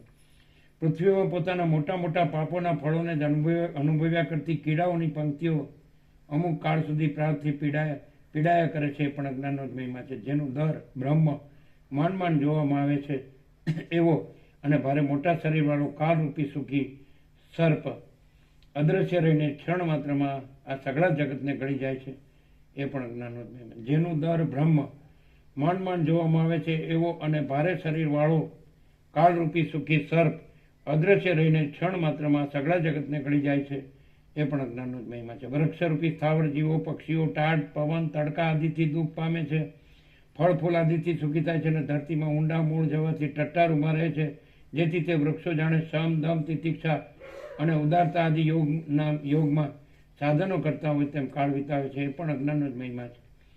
કેવળ શુદ્ધ અપંચીકૃત જળમાં રહેલા ત્રૈલોક્યરૂપી કમળની બખોલમાં ઘણા પ્રાણીઓ રૂપી ભ્રમરોનો અમુક સમૂહ ઘોંઘાટ કર્યા કરે છે, એ પણ અજ્ઞાનનો જ મહિમા છે. કાળની સ્ત્રી બ્રહ્માંડનું પાત્ર હાથમાં લઈને વિવિધ પ્રાણીઓની ભિક્ષા માગી પોતાના ધણીને આપે છે અને નવી ભિક્ષા માગ્યા કરે છે, એ પણ અજ્ઞાનનો જ મહિમા છે. કાળની સ્ત્રી બ્રહ્માંડનું પાત્ર હાથમાં લઈને વિવિધ પ્રાણીઓની ભિક્ષા માગી પોતાના ધણીને આપે છે અને નવી ભિક્ષા માગ્યા કરે છે, એ પણ અજ્ઞાનનો જ મહિમા છે. આ 3 લોક નામની ડોશી છે, જેનો સૂક્ષ્મ દેહ બ્રહ્મા વિષ્ણુ અને ઇન્દ્ર છે, પર્વતો અને પૃથ્વી સ્થૂળ દેહ છે, વાદળો જેના સ્તન છે, તારાના મંડળ જેના દાંત છે, બે સંધ્યાઓ જેના રાતા હોઠ છે, સ્વર્ગ જેનું મુખ છે, જંબુદ્વીપ જેની ડૂંટી છે, વનરાજી જેના રૂવાટા છે, અંધકાર જેનો ચોટલો છે અને કમળના વન જેના હાથ છે. આ ડોશી ચેતન માતાથી પોસાય છે. તે જાડી છે, ચંચળ સ્વભાવવાળી અને અનેક કટાક્ષો કરે છે. તેણે 7 સમુદ્રવાળી મોતીની માળા પહેરી છે અને આકાશરૂપી કાળી સાડી વીંટી છે. તે પ્રલય પામીને ફરીથી ઉત્પન્ન થાય છે, એ પણ અજ્ઞાનનો જ મહિમા છે. કલ્પોરૂપી પ્રત્યેક ક્ષણે નાશ પામતા બ્રહ્માંડરૂપી મોટા પરપોટાઓ કાળરૂપી ભયંકર મહાસાગરમાં કેટલાક અંદર પેસી જાય છે અને કેટલાક બહાર નીકળે છે, એ પણ અજ્ઞાનનો જ મહિમા છે. કલ્પોરૂપી પ્રત્યેક ક્ષણે નાશ પામતા બ્રહ્માંડોરૂપી મોટા પરપોટાઓ કલ્પોરૂપી પ્રત્યેક ક્ષણે નાશ પામતા બ્રહ્માંડોરૂપી મોટા પરપોટાઓ કાળરૂપી ભયંકર મહાસાગરમાં કેટલાક અંદર પેસી જાય છે અને કેટલાક બહાર નીકળે છે, એ પણ અજ્ઞાનનો જ મહિમા છે. હિરણ્ય ગર્ભોરૂપી સારસો અગાધ તૃષ્ણારૂપી ચલિત થતા જળથી ભરેલા કાળરૂપી મહાસરોવરમાં રહીને વારંવાર કલ્પરૂપી નિમેષ માત્રમાં ઉડી જાય છે, એ પણ અજ્ઞાનનો જ મહિમા છે. હિરણ્ય ગર્ભોરૂપી સારસો અગાધ તૃષ્ણારૂપી ચલિત થતા જળથી ભરેલા કાળરૂપી મહાસરોવરમાં રહીને વારંવાર કલ્પરૂપી નિમેષ માત્રમાં ઉડી જાય છે, એ પણ અજ્ઞાનનો જ મહિમા છે. વારંવાર ઉત્પન્ન થઈને નષ્ટ થતી જતી ઉગ્ર સંતાપોવાળી અને ચૈતન્યના પ્રકાશથી પ્રકાશ પામતી આ સૃષ્ટિઓરૂપી વીજળીઓ કાળરૂપી મેઘમાં ચમકે છે, એ પણ અજ્ઞાનનો જ મહિમા છે. વારંવાર ઉત્પન્ન થઈને નષ્ટ થતી જતી ઉગ્ર સંતાપોવાળી અને ચૈતન્યના પ્રકાશથી જ પ્રકાશ પામતી આ સૃષ્ટિઓરૂપી વીજળીઓ કાળરૂપી મેઘમાં ચમકે છે, એ પણ અજ્ઞાનનો જ મહિમા છે. જેઓની ઉપર અનેક પ્રાણીઓરૂપી પક્ષીઓ ઝડપ માર્યા કરે છે, એવી અને નિરંતર ભમ્યા કરતી બ્રહ્માંડરૂપી ફળોની પંક્તિઓ કાળરૂપી ઊંચા તાળમાંથી પડ્યા કરે છે, એ પણ અજ્ઞાનનો જ મહિમા છે. ક્ષણ માત્રમાં સઘળી બ્રહ્માંડની સૃષ્ટિને બનાવનારા અને ક્ષણ માત્રમાં તેનો સંહાર કરી નાખનારા કેટલાક મોટા દેવતાઓ કોઈ સ્થળમાં છે, એ પણ અજ્ઞાનનો જ મહિમા છે. આ ક્ષણ માત્રમાં સઘળી બ્રહ્માંડની સૃષ્ટિને બનાવનારા અને ક્ષણ માત્રમાં તેનો સંહાર કરી નાખનારા કેટલાક મોટા દેવતાઓ કોઈ સ્થળમાં છે, એ પણ અજ્ઞાનનો જ મહિમા છે. આંખ મીચવા માત્રથી અને ઉઘાડવા માત્રથી હજારો કલ્પોનો પ્રલય કરી નાખનારા કેટલાક રુદ્રો પણ પરબ્રહ્મમાં રહ્યા છે. એ પણ અજ્ઞાનનો જ મહિમા છે. આંખ મીચવા માત્રથી અને ઉઘાડવા માત્રથી હજારો કલ્પોનો પ્રલય કરી નાખનારા કેટલાક રુદ્રો પણ પરબ્રહ્મમાં રહ્યા છે. એ પણ અજ્ઞાનનો જ મહિમા છે. એવા એવા રુદ્રો પણ જેના નિમેષ માત્રથી ઉત્પન્ન થાય છે અને મરી જાય છે, એવો પણ એક દેવનો દેવ છે. એવા એવા રુદ્રો પણ જેના નિમેષ માત્રથી ઉત્પન્ન થાય છે અને મરી જાય છે, એવો પણ એક દેવનો દેવ છે. કેમ કે ઉપાસનાઓમાં ફળોની સ્થિતિ અનંત છે, અનંત સંકલ્પોથી ભરેલા, અને વાસ્તવિક રીતે જેમાં કોઈ પણ સંકલ્પ નથી એવા બ્રહ્મપદમાં હજારો આશ્ચર્યોને દેખાડનારી કઈ કઈ શક્તિઓ સંભવતી નથી. એવા એવા રુદ્રો પણ જેના નિમેષ માત્રથી ઉત્પન્ન થાય છે અને મરી જાય છે, એવો પણ એક દેવનો દેવ છે. કેમ કે ઉપાસનાઓમાં ફળોની સ્થિતિ અનંત છે, અનંત સંકલ્પોથી ભરેલા, અને વાસ્તવિક રીતે જેમાં કોઈ પણ સંકલ્પ નથી એવા બ્રહ્મપદમાં હજારો આશ્ચર્યોને દેખાડનારી કઈ કઈ શક્તિઓ સંભવતી નથી, સઘળી શક્તિઓ સંભવે છે. આ રીતે અનંત કલ્પોથી ઉત્પન્ન થયેલા પદાર્થોના સમૂહોથી શોભી રહેલી જે આ જગત સંબંધી કલ્પના છે, આ રીતે અનંત કલ્પોથી ઉત્પન્ન થયેલા પદાર્થોના સમૂહોથી શોભી રહેલી જે આ જગત સંબંધી કલ્પના છે, તે પણ અજ્ઞાનનો જ મહિમા છે. સર્વદા જે કોઈ સંપત્તિઓ છે, જે કોઈ વિપત્તિઓ છે, જે કોઈ બાલ્ય, યૌવન, જરા, મરણ તથા ઉપતાપો છે, અને જે કંઈ સુખોની કે દુઃખોની પરંપરાઓથી ડૂબવું થાય છે, એ સગળી અજ્ઞાનરૂપી તીવ્ર અંધકારની જ વિભૂતિઓ છે. શ્રી યોગાસિદ્ધ મહારામાયણમાં નિર્વાણ પ્રકરણના પૂર્વજનો જ્ઞાન મહાત્મ્ય નામનો સર્ગ 7મો સમાપ્ત. કાર્યરૂપ વિદ્યાનું વર્ણન. આ 8મા સર્ગમાં અવિદ્યા, જગતરૂપ કાર્ય અવિદ્યાનું સંસારરૂપી જંગલમાં લતા રૂપે વર્ણન કરવામાં આવશે. વસિષ્ઠ બોલ્યા, આ અવિદ્યા જે જગતનું કાર્ય છે, જે જગતનું કારણ છે, કાર્ય નહીં, આ અવિદ્યા જે જગતનું કારણ છે તે સંસારરૂપી વનમાં ચૈતન્યરૂપ પર્વતની ટોચ પર રહેલી લતા રૂપે છે. તે સંસારરૂપી વનમાં, આ અવિદ્યા સંસારરૂપી વનમાં ચૈતન્યરૂપ પર્વતની ટોચ પર રહેલી લતા રૂપે છે. જેને મોટા પર્વતો સાંધા છે, જળ આદિ 5 મહાભૂતો છાલ છે, લોકોરૂપી પાંદડા છે અને 3 લોકરૂપી દેહ છે, તે કેવી છે અને ક્યારે ખીલે છે એ વિશે હું કહું છું, તે તમે સાંભળો. આ વિદ્યારૂપી લતામાં સુખ દુઃખ, જન્મ, સ્થિતિ, જ્ઞાન અને અજ્ઞાન એ ફળો દિવસે દિવસે વધતા જાય છે. પોતે જે સુખ સંપત્તિ આજે ભોગવે છે તેથી વધારે ભોગવવા માટે એવી રાગરૂપી અવિદ્યા ઉદય પામે છે, અને તે અવિદ્યા યજ્ઞ તથા દાન આદિ કરાવીને સુખ આપે છે. તેમજ ભોગવવામાં આવતા દારિદ્ર્ય આદિ દુઃખમાંથી ધનની તૃષ્ણા આદિ અવિદ્યા ઉદય પામે છે, અને તે અવિદ્યા દુષ્ટ વાસનાથી ચોરી આદિ ધર્મોમાં પ્રવૃત્ત કરાવીને દુઃખ આપે છે. જન્મમાંથી પણ અવિદ્યા ઉદય પામે છે, જન્મમાંથી પણ અવિદ્યા ઉદય પામે છે, અને તે અવિદ્યા પાછી જન્મ આપ્યા વિના રહેતી જ નથી. સ્થિતિમાં પણ અવિદ્યા ઉદય પામે છે, અને તે અવિદ્યા પાછી સ્થિતિ આપ્યા વગર રહેતી નથી. અજ્ઞાનથી અવિદ્યા વૃદ્ધિ પામે છે, અને તેથી પાછું પણ અજ્ઞાનરૂપી ફળ અવશ્ય પ્રાપ્ત થાય છે. તત્વ વિચારથી જ્ઞાનની વૃદ્ધિ પ્રાપ્ત થાય છે, અને વૃદ્ધિ પણ પાછી જ્ઞાનની વૃદ્ધિને જ આપે છે. તત્વ વિચારથી જ્ઞાનની વૃદ્ધિ પ્રાપ્ત થાય છે, અને એ વૃદ્ધિ પણ પાછી જ્ઞાનની વૃદ્ધિને આપે છે. અનેક પ્રકારના ઉલ્લાસો વાળું, વાસનારૂપી સુગંધથી શોભી રહેલું અને પ્રાણીઓરૂપી ઘાટા તથા ચપળ પલ્લવ વાળું અવિદ્યારૂપી લતાનું શરીર ભારે વધી ગયેલું છે. દિવસોના સમૂહરૂપી પુષ્પોવાળી રાત્રિઓરૂપી ચપળ ભ્રમરોવાળી નિરંતર ડોલ્યા કરતી, અને જેમાંથી કેટલાક પ્રાણીઓરૂપી પાંદડા નિરંતર પડ્યા કરે છે, એવી આ અવિદ્યારૂપી લતા કોઈ સમયે વિવેકરૂપી હાથણીની અડફેટમાં આવીને પડી જાય છે, અને રજ વિનાની થઈને હતાશા પામે છે. એવી આ અવિદ્યારૂપી લતા કોઈ સમયે વિવેકરૂપી હાથણીની હડફેટમાં આવીને પડી જાય છે, અને રજ વિનાની થઈને હતાશા પામે છે. હતાશા પણ જો એ હાથણીની પૂરેપૂરી અડફેટમાં ના આવે તો પાછી મજબૂત થઈ જાય છે. આ વિદ્યારૂપી લતા નવા ઉત્પન્ન થતા મિત્ર તથા પશુ આદિ કોપડિયાથી પોસાય છે. પ્રકટ થતા પુત્ર પૌત્ર આદિ અંકુરોથી વધે છે. સઘળી ઋતુઓમાં વાસનાઓરૂપી પુષ્પોથી ભરપૂર રહે છે. સઘળા રસોથી શોભ્યા કરે છે. જન્મરૂપી સાંધાઓમાં દુઃખ તથા રોગ આદિરૂપ સર્પોથી વીંટાય છે. મરણોરૂપ છિદ્રોથી વ્યાકુળ રહે છે. વિષયોના અનુભવરૂપ રસથી ભરાય છે, અને કેવળ વિચારરૂપી હથોડાથી જ ઘસાઈ જાય છે. કેવળ વિચારરૂપી હથોડાથી જ ઘસાઈ જાય છે. દિવસે દિવસે આકાશમાં ચારે બાજુથી પ્રકાશથી ચંદ્રોની તથા સૂર્યની હારો અને ગ્રહો આ અવિદ્યારૂપી લતાના પુષ્પો છે. જે સદા ગતિ કર્યા કરે છે. હે રામચંદ્રજી, આકાશરૂપી કોષને ભરપૂર કરી દેનારી તારાઓની પંક્તિઓ આ અવિદ્યારૂપી લતાની ચકચકિત આકારવાળી કળીઓ છે. ચંદ્ર તથા અગ્નિના પ્રકાશો આ અવિદ્યારૂપી લતાનું પરાગ છે. એ પરાગથી ઉજળા અંગોવાળી આ અવિદ્યારૂપી લતા સ્ત્રીની જેમ મનોહર લાગે છે. આ અવિદ્યારૂપી લતા વિવેકવાળા મનરૂપી હાથીથી કંપી જાય છે. આ અવિદ્યારૂપી લતા વિવેકવાળા મનરૂપી હાથીથી કંપી જાય છે. સંકલ્પરૂપી કોયલોના ટવકારવાળી છે. ઇન્દ્રિયરૂપી સર્પોથી ઘેરેલી છે. તૃષ્ણારૂપી છાલથી વીંટાયેલી છે. કાળા આકાશરૂપી તમાલ વૃક્ષના આશ્રયથી ઉન્નતિ પામેલી છે. સ્વર્ગ તથા પૃથ્વીરૂપ બહાર દેખાતા ઘૂંટણો જેવા મૂળોવાળી છે. બ્રહ્માંડરૂપી બગીચાના પૃથ્વીમાં રહેલી છે.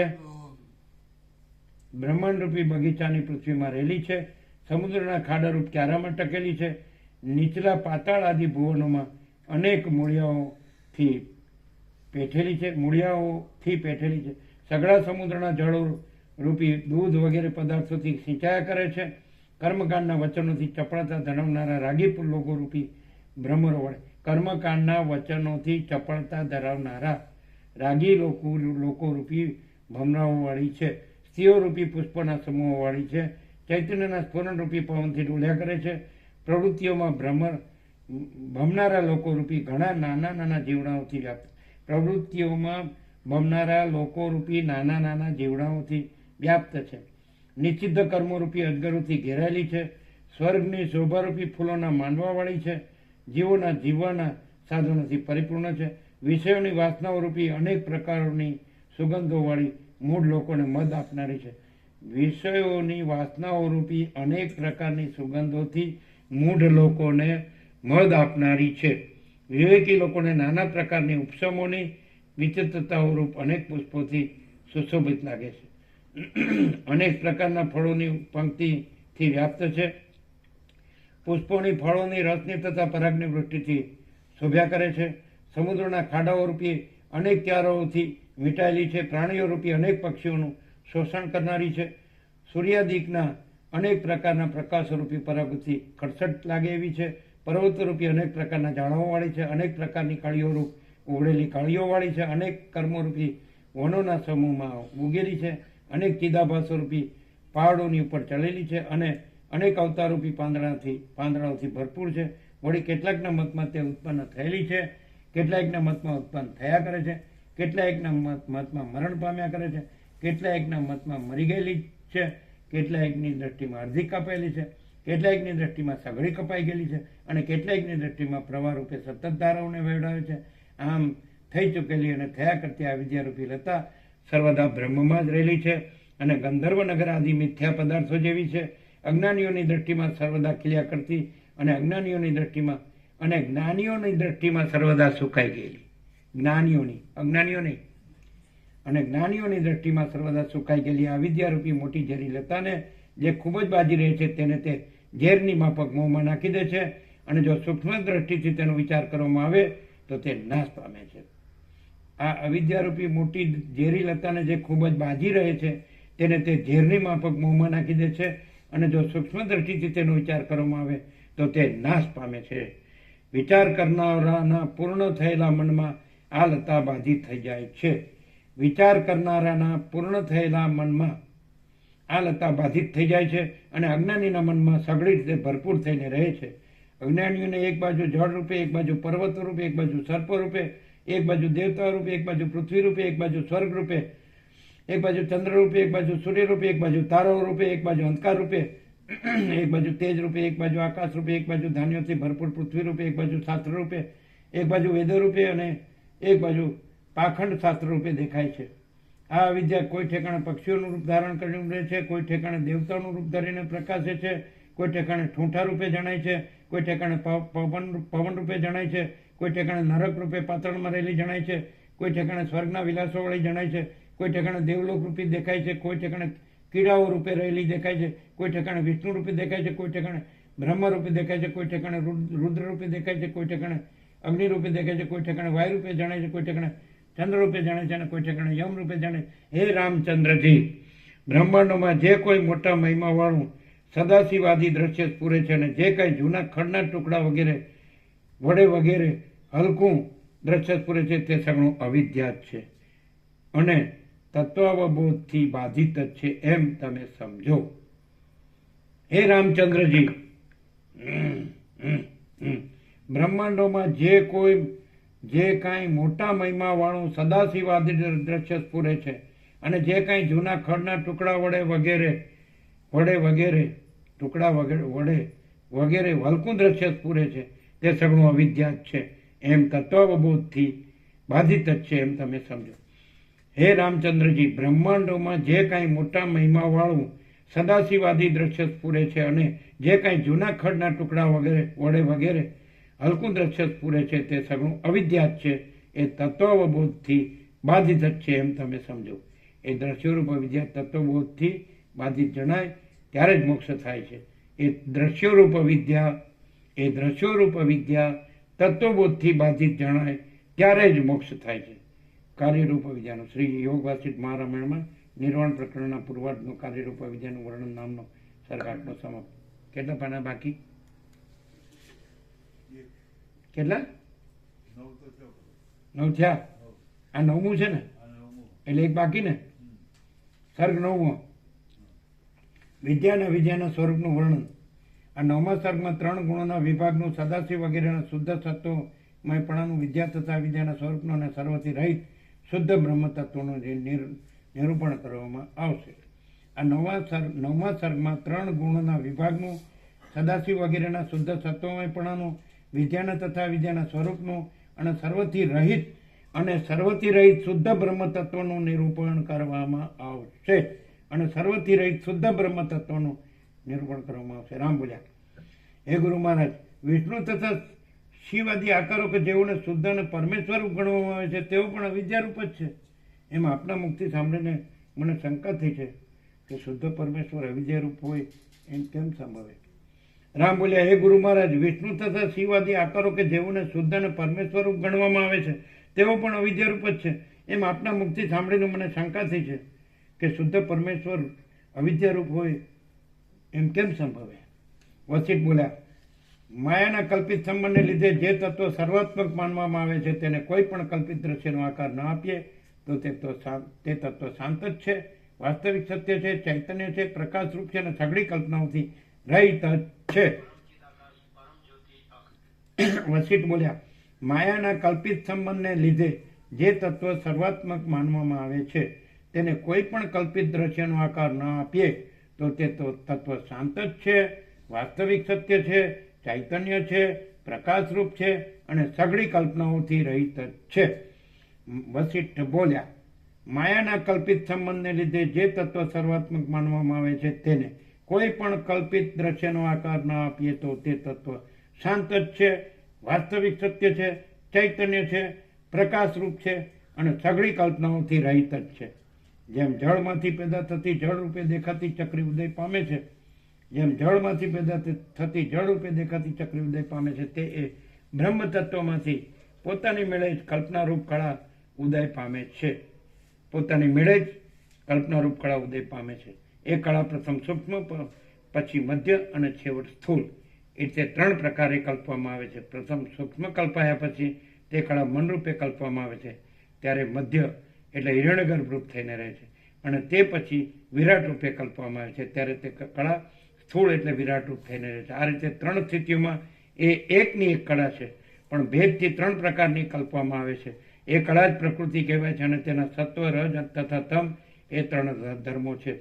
એ 3 ગુણોરૂપી ધર્મોવાળી જે પ્રકૃતિ છે તેને તમે અવિદ્યા સમજો. એ અવિદ્યા જીવના સંસાર રૂપ છે અને એ અવિદ્યાનો જે અંત છે તે પરબ્રહ્મ છે. એ 3 ગુણોરૂપી ધર્મોવાળી જે પ્રકૃતિ છે તેને જ તમે અવિદ્યા સમજો. એ અવિદ્યા જીવના સંસાર રૂપ છે અને અવિદ્યાનો જે અંત છે તે પરબ્રહ્મ છે. એ અવિદ્યામાં સત્વ, રજ અને તમ નામના જે 3 ગુણો કહ્યા તેમાં સત્વગુણ પણ 3 પ્રકારનો, રજોગુણ પણ 3 પ્રકારનો અને તમોગુણ પણ 3 પ્રકારનો છે. એટલે ગુણોના ભેદને લીધે અવિદ્યાના 9 વિભાગ થાય છે. જે કંઈ આ દ્રશ્ય છે તે સગળું એ અવિદ્યાથી જ કલ્પાયેલું છે. ઋષિઓ, મુનિઓ, સિદ્ધો, નાગો, વિદ્યાધરો અને દેવતાઓ એ સર્વ અવિદ્યાનો સાત્વિક ભાગ છે એમ તમે સમજો. ઋષિઓ, મુનિઓ, સિદ્ધો, નાગો, વિદ્યાધરો અને દેવતાઓ એ સર્વ અવિદ્યાનો સાત્વિક ભાગ છે એમ તમે સમજો. સાત્વિક ભાગમાં પણ નાગો તથા વિદ્યાધરો એ તમોગુણના સંસર્ગવાળો ભાગ છે. મુનિઓ તથા સિદ્ધો એ રજોગુણના સંસર્ગવાળો ભાગ છે. અને સદાશિવાદી દેવતાઓ શુદ્ધ સત્વમય ભાગ છે. શુદ્ધ સત્વમય દેવીઓનીમાં વિષ્ણુ તથા સદાશિવાદી દેવતાઓ સ્વાભાવિક બ્રહ્મ વિદ્યાથી પોતાના શુદ્ધ સ્વરૂપનું ધ્યાન કરવું વગેરે અપ્રાકૃત ગુણોને લીધે અવિદ્યાના આવરણથી રહિત આત્મપદને સર્વદા પામેલા છે. સ્વભાવથી જીવન મુક્ત છે, માટે શુદ્ધ સત્વ કહેવાય છે.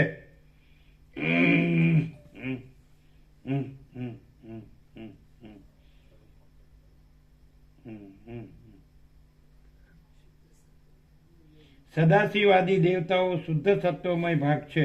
શુદ્ધ સત્વમય દેવ યોનિમાં વિષ્ણુ તથા સદાશિવાદી દેવતાઓ સ્વાભાવિક બ્રહ્મ વિદ્યાથી પોતાના શુદ્ધ સ્વરૂપનું ધ્યાન કરવું વગેરે અપ્રાકૃત ગુણોને લીધે અવિદ્યાના આવરણથી રહિત આત્મપદને સર્વદા પામેલા છે. શુદ્ધ સત્વમય દેવયોનીમાં વિષ્ણુ તથા સદાશિવાદી દેવતાઓ સ્વાભાવિક બ્રહ્મ વિદ્યાથી પોતાના શુદ્ધ સ્વરૂપનું ધ્યાન કરવું વગેરે અપ્રાકૃત ગુણોને લીધે અવિદ્યાના આવરણથી રહિત આત્મપદને સર્વદા પામેલા છે. સ્વભાવથી જીવન મુક્ત છે, માટે શુદ્ધ સત્વ કહેવાય છે. હે રામચંદ્રજી, બ્રહ્મા વિષ્ણુ અને સદાશિવ તેઓ સ્વાભાવિક રીતે જ જીવન મુક્ત છે, માટે જે પુરુષ તેઓની ઉપાસના કરે છે તે પણ પુનર્જન્મમાં નહીં પડતા જીવન મુક્ત થાય છે.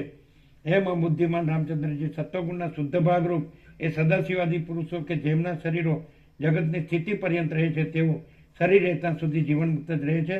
શરીરો રહેતા સુધી જીવન મુક્તપણે રહેનારા એ મહાત્મા લોકો કલ્પને અંતે પણ પોતાના શરીરોનો અંત થતાં શુદ્ધ બ્રહ્મરૂપ સ્વભાવમાં રહેશે. એ મહાત્મા લોકો કલ્પને અંતે પોતાના શરીરોનો અંત થતાં શુદ્ધ બ્રહ્મરૂપ સ્વભાવમાં રહેશે.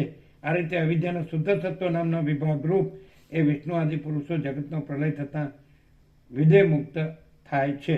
આ જગત જે અવિદ્યા રૂપ કાર્ય છે તે પ્રલયમાં અવિદ્યારૂપ કારણ થાય છે. આ જગત જે અવિદ્યારૂપ કાર્ય છે તે પ્રલયમાં અવિદ્યારૂપ કારણ થાય છે. અને જે કારણ છે તે જ આરંભમાં કાર્ય થાય છે. જેમ પાણીમાંથી પરપોટો ઉદય પામે છે તેમ શુદ્ધ સત્વરૂપ બ્રહ્માદિકમાંથી એ સૃષ્ટિ ઉદય પામે છે. અને જેમ પરપોટો પાછો પાણીમાં લીન થાય છે તેમ પ્રલયના સમયમાં સૃષ્ટિ પાછી બ્રહ્માદિકમાં લીન થાય છે. જેમ આમાં છે ને થોડો તર્ક થાય એવું છે, ખબર પડે? આમાં થોડો તર્ક થાય એવું છે.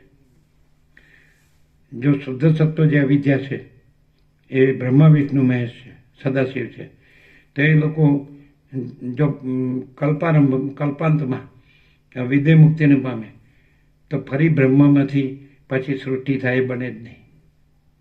બ્રહ્મા વિષ્ણુને મહેશ એ જે સદાશિવ એ રહેતા જ નથી. વિદેહ મુક્તિને પામે એનો અર્થ શું થયો? એ બાધિત થઈ ગયા. એટલે બ્રહ્મપદમાં, એટલે બ્રહ્મપદ જ છે. પછી બ્રહ્મ ક્યાંથી આવ્યા અને પછી સૃષ્ટિ ક્યાંથી આવી? એટલે ભ્રાંતિ જ છે. એમ વાંચી જાવ તો ન ખબર પડે. પડી? શું શું શું એટલે અમે કીધું એટલે કે ખબર જ હતી. હા, કેવી?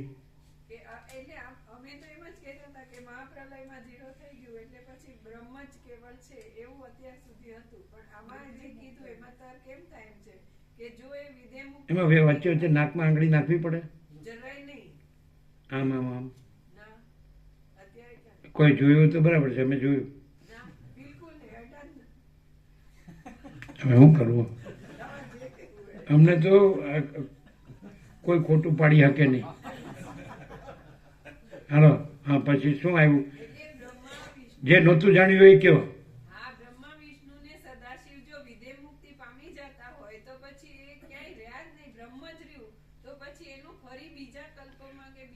બ્રહ્મામાંથી સૃષ્ટિ ઉત્પન્ન.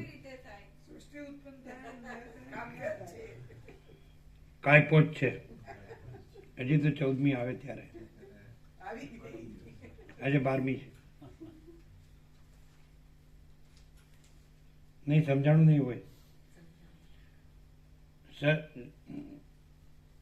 શરીરો રહેતા સુધી જીવન મુક્તપણે રહેનારા એ મહાત્મા લોકો કલ્પને અંતે પોતાના શરીરોનો અંત થતા શુદ્ધ બ્રહ્મરૂપ સ્વભાવમાં રહેશે. આ રીતે અવિદ્યાના શુદ્ધ સત્વ નામના વિભાગ રૂપ એ વિષ્ણુ આદિ પુરુષો જગતનો પ્રલય થતાં વિદેહ મુક્ત થાય છે. એટલે પછી એનો પુનર્જન્મ સંભવતો નથી. આ જગત જે અવિદ્યારૂપ કાર્ય છે તે પ્રલયમાં અવિદ્યારૂપ કારણ થાય છે. બરાબર? આ જગત અવિદ્યાને કારણને કાર્ય કીધું તો ચાલે, સમજે? પણ બ્રહ્મ વિષ્ણુ સદાશિવ છે, તો વિદ્યા મુક્તિ એટલે બાધિત. આ રીતે અવિદ્યાના આ જગત જે અવિદ્યારૂપ કાર્ય છે તે પ્રલયમાં અવિદ્યારૂપ કારણ થાય છે. બરાબર? એટલે ભ્રાંતિમાં લીન થાય છે ને ભ્રાંતિમાંથી ઉત્પન્ન થાય છે એમ કહેવાય, પણ એટલે કાંઈ નથી, કાંઈ થતું નથી એ રીતે. આ જગત જે અવિદ્યારૂપ કાર્ય છે તે પ્રલયમાં અવિદ્યારૂપ કારણ થાય છે, અને જે કારણ છે તે જ આરંભમાં કાર્ય થાય છે. જેમ પાણીમાંથી પરપોટો ઉદય પામે છે તેમ શુદ્ધ સત્વરૂપ બ્રહ્માદિકમાંથી એ સૃષ્ટિ ઉદય પામે છે. અહીંયા થોડો વિરોધાભાસ. અને જેમ પરપોટો પાછો પાણીમાં લીન થાય છે તેમ પ્રલયના સમયમાં સૃષ્ટિ પાછી બ્રહ્માદિકમાં લીન થાય છે. જેમ બેપણાની ભાવનાને લીધે જ જળમાં અને તરંગમાં ભિન્નતા છે, તેમ ભેદની ભાવનાને લીધે જ જ્ઞાનમાં અને અજ્ઞાનમાં ભિન્નતા છે. જેમ વાસ્તવિક રીતે જોતા જળ અને તરંગ એક જ છે, તેમ જ્ઞાન અને અજ્ઞાન પણ એક જ છે. બ્રહ્મમાં વિદ્યાપણું કે અવિદ્યાપણું કાંઈ પણ નથી, કેમ કે વિદ્યા અને વિદ્યા બંને માયાની જ વૃત્તિઓ છે. બ્રહ્મમાં વિદ્યાપણું કે અવિદ્યાપણું કાંઈ પણ નથી, કેમ કે વિદ્યા અને અવિદ્યા એ બંને માયાની જ વૃત્તિઓ છે. વિદ્યાથી નાશ પામતા અવિદ્યા મિથ્યા ઠરે. વિદ્યાથી નાશ પામતા અવિદ્યા મિથ્યા ઠરે છે, તો અવિદ્યાનો બાદ કરનારી વિદ્યા પણ મિથ્યા ઠરે છે, કેમ કે બાધ્ય હોય તો જ બાધક હોવાનો સંભવ છે. આમ હોવાને લીધે વિદ્યાની દ્રષ્ટિને તથા અવિદ્યાની દ્રષ્ટિને ત્યજી દેતા જે કાંઈ બાકી રહે છે તે જ છે. હે રામચંદ્રજી, વિદ્યા કે વિદ્યા કાંઈ નથી, માટે અવશેષ રહેલ ચૈતન્ય માત્રમાં દ્રઢ નિષ્ઠા રાખો. અવિદ્યા પણ નથી અને વિદ્યા પણ નથી, માટે એની કલ્પના રાખવી નકામી જ છે. જેમાં પોતાથી જુદી કોઈ વસ્તુ પણ નથી એવો કોઈ પદાર્થ છે કે જે ચૈતન્યને જ્ઞાન કહેવાય છે. એ જ પદાર્થ ખરી રીતે જાણવામાં ન આવ્યો હોય ત્યાં સુધી તે જ અવિદ્યા કહેવાય છે, અને તે જાણવામાં આવે ત્યારે અવિદ્યાનો બાદ એ નામથી કહેવાય છે. વિદ્યા નહીં હોવાને લીધે અવિદ્યા નામની કલ્પના પણ મિથ્યા જુદે પામી છે. જેમાં પોતાથી જુદી કોઈ વસ્તુ પણ નથી એવો કોઈક પદાર્થ છે કે જે ચૈતન્ય અને જ્ઞાન કહેવાય છે. એ જ પદાર્થ ખરી રીતે જાણવામાં ન આવ્યો હોય ત્યાં સુધી તે જ અવિદ્યા કહેવાય છે, અને તે જાણવામાં આવે ત્યારે અવિદ્યાનો બાદ એ નામથી કહેવાય છે. વિદ્યા નહીં હોવાને લીધે અવિદ્યા નામની કલ્પના પણ મિથ્યા જુદય પામે છે. મનમાં વિદ્યા અને વિદ્યા કે જેઓ છાયા અને તડકાની પેઠે પરસ્પરથી વિરુદ્ધ છે, તેમાંથી અવિદ્યા બાધિત થઈ ને ચૈતન્યમાં લીન થાય છે. તેમાંથી અવિદ્યા બાધિત થઈ તે ચૈતન્યમાં લીન થાય છે, ત્યારે એ બંને કલ્પનાઓ ક્ષય પામે છે. એ રામચંદ્રજી, એ બંને કલ્પનાઓ ક્ષીણ થઈ જતા વિદ્યાનું આનંદ રૂપે પૂર્ણ પ્રકટ થયેલું સર્વથી નિરાળું ફળ અવશેષ રહે છે. એ બંને કલ્પનાઓ ક્ષીણ થઈ જતા વિદ્યાનું આનંદ રૂપે પૂર્ણ પ્રકટ થયેલું સર્વથી નિરાળું ફળ અવશેષ રહે છે. આનંદ રૂપે પૂર્ણ પ્રકટ થયેલું સર્વથી નિરાળું ફળ અવશેષ રહે છે. આ રીતે વિદ્યાનો પક્ષ મિથ્યા ઠરતા વિદ્યાનો પક્ષ પણ મિથ્યા ઠરે છે. જે અવશેષ રહે છે તે સર્વના બાદરૂપ હોવાથી કાંઈ નથી એમ પણ કહી શકાય છે, અને સદરૂપ હોવાને લીધે કાંઈક છે એમ પણ કહી શકાય. તે સર્વના બાદરૂપ હોવાથી કાંઈ નથી એમ પણ કહી શકાય છે, અને સદરૂપ હોવાને લીધે કાંઈક છે એમ પણ કહી શકાય છે. એ તત્વમાં સગુણ જોવામાં આવે છે, અને અપવાદની દ્રષ્ટિ કરતાં એ તત્વમાં કાંઈ પણ જોવામાં આવતું નથી. એ તત્વમાં સગુણ જોવામાં આવે છે, અને અપવાદની દ્રષ્ટિ કરતાં એ તત્વમાં કાંઈ પણ જોવામાં આવતું નથી. જેમ વડના બીજમાં પાંદડા તથા ફળ ઇત્યાદિ સહિત આખો વડ રહેલો છે, તેમ બ્રહ્મમાં અધ્યારોપની દ્રષ્ટિ કરતાં આ સગુણ જગત રહેલો છે. ફૂદડી છે નીચે. અધ્યારોપ એટલે દોરડામાં સર્પની ભ્રાંતિ રૂપે જે ઉલટી નજર કરવી તે. બ્રહ્મમાં અધ્યારોપની દ્રષ્ટિ કરતાં સગુણ જગત રહેલું છે. એ બ્રહ્મ તત્વ સઘળી શક્તિઓવાળું છે, સઘળી શક્તિઓના ડાબલા રૂપ છે, આકાશ કરતાં પણ અધિક શૂન્ય છે, અને ચૈતન્ય રૂપ હોવાને લીધે શૂન્ય પણ નથી.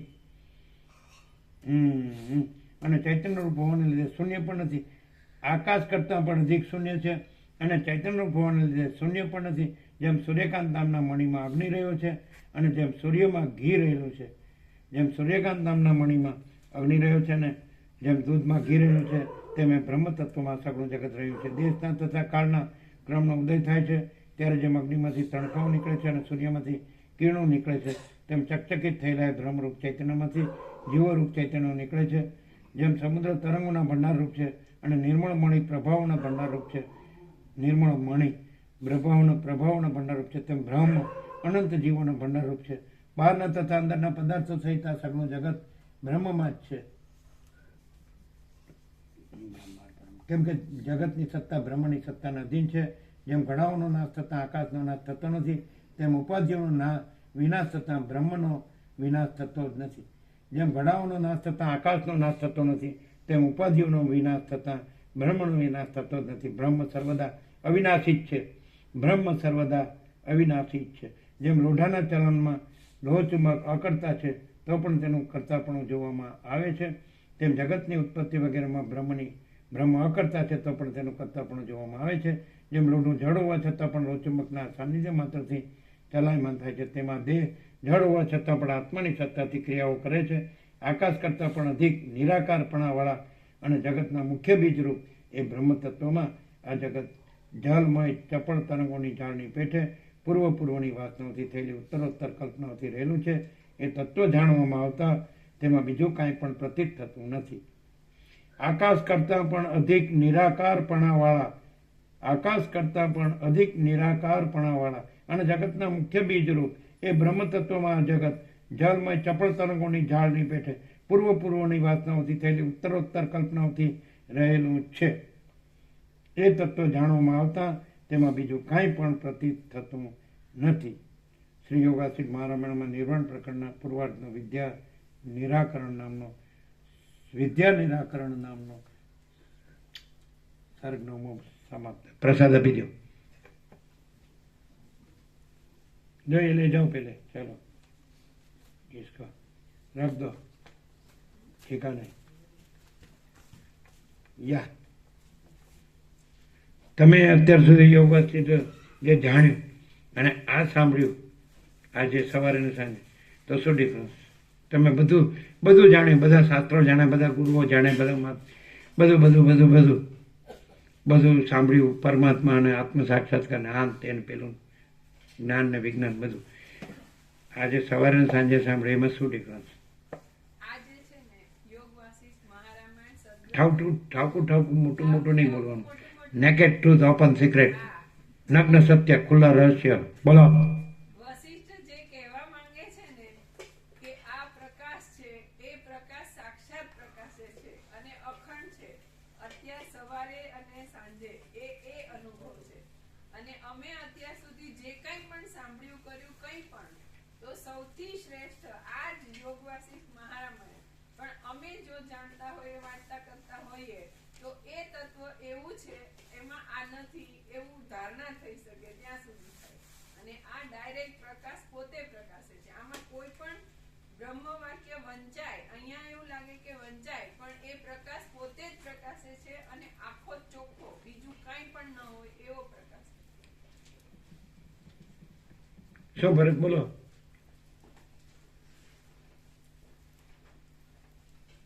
બે બહુ સારું વાંચો છો. અમને તો એવું આવડતું નથી.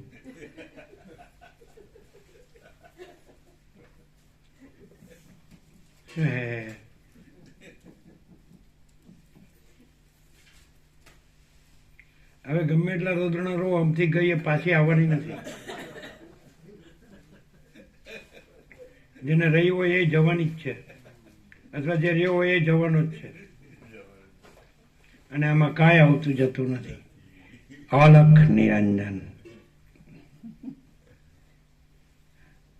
એટલે તમે સમજપૂર્વક બોલ્યા નહીં? તો આજે અત્યારે જે ટાઈમ અમે સાંભળ્યું, તો એમાં કોઈ એઝ એ સબ્જેક્ટ કે કઈ આમ તત્વનું નિરૂપણ થાય છે એવું નહીં. પ્રકાશ પોતે પોતાને આમ પ્રગટ છે એવી રીતે પ્રકાશે છે. એ તો કોઈ પણ આવી રીતે વાંચી શકે. ના, અમે વાંચીએ જ છે ને, પણ અમે તો પાછા એવાય કોન્શિયસ હોઈએ કે ક્યાંય ભૂલ નથી થઈ જતી, હરખું વંચાયું ને એમ થઈ જાય. ના એવું કઈ નહીં. તમારું સરસ કામ, સળંગ સરસ વંચાય.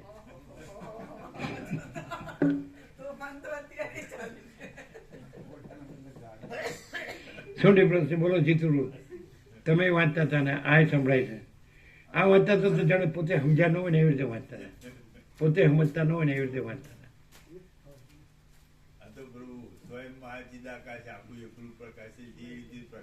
એ તો સ્વયં મહાચિદાકાર. ઉપર ક્યાં? જ્યાં બધે આખું એકલું. પ્રસાદ આપી દો.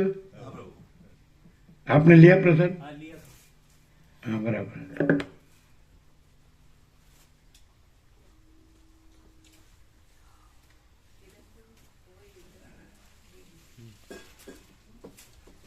એટલે બધાને આમ ઉતાવળમાં વંચાતું હોય, ન સમજાતું હોય એવું થાય ને એવું થાય? ચોખ્ખું સમજાય. હે ચોખ્ખું સમજાય. ચોખ્ખું સમજાય? હા, એકદમ. આ વધારે પાક્યું લાગે છે નહીં? પાટો ફરીથી બાંધવો પડે. હા પ્રભુ. એ તો લોખંડ વાગ્યું છે લોખંડ ના પથ્થર જ હતો. એમ? કશું નથી પણ સમજાય સમજાય કે ઝડપ વધારે પડે ના ના બરાબર સારું સમજાય છે નથી બરાબર. એમ. આ આખી પ્રકાશની એક વાક્યતા થાય પછી વિચારવાણી શબ્દ જ નો રહે, પ્રકાશ જ છે એ રીતે રહે અને બીજું કાંઈ નથી અને બીજું કાંઈ થતું નથી. આમ સમજાય કે આમ ઉતાવળું આમ લાગે ના લાગે. એકદમ ક્લિયર સમજાય એમ ચોખ્ખું અખંડિત પ્રકાશ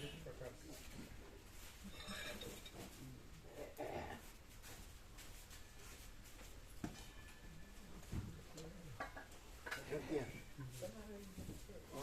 ऐसा नहीं पकड़ना ना बीच में से मालूम डांडी टूट जाती है.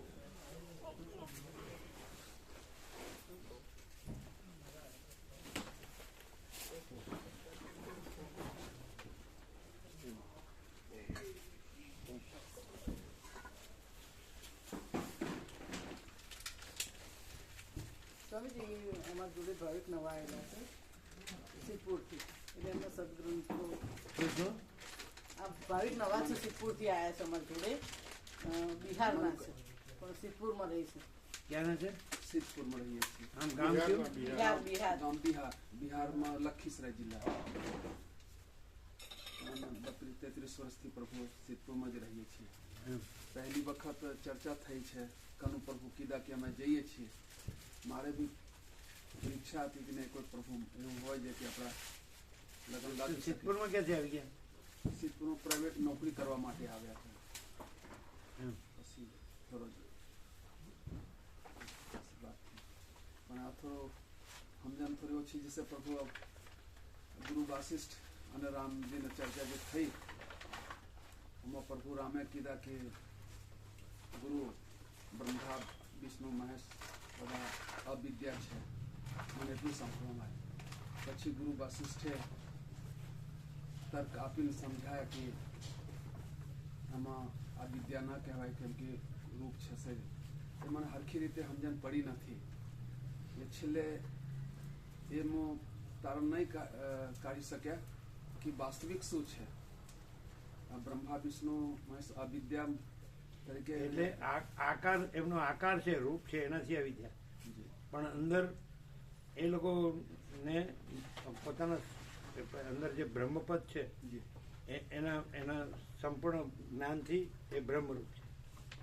આકાર જેમ કે મોજાનો આકાર છે, મહાસાગરમાં તરંગનો આકાર છે ને, તો આકારથી એ અવિદ્યા છે પણ જળથી એ મહાસાગર છે.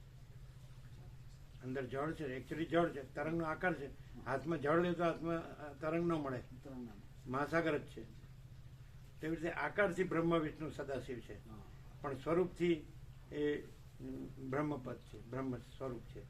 જ્યારે બીજા જીવોમાં શું હોય છે કે પોતે જળ છે, મહાસાગર છે, એવું એ સ્વરૂપનું અજ્ઞાન છે અને પોતાને આકાર માને છે કે હું આ જીવ છું, હું આ મન છું, હું આ દેહ છું, સ્ત્રી છું, પુરુષ છું, આ ધન છે, આ ઘર છે, આ પ્રજા છે, પ્રજાની પ્રજા છે.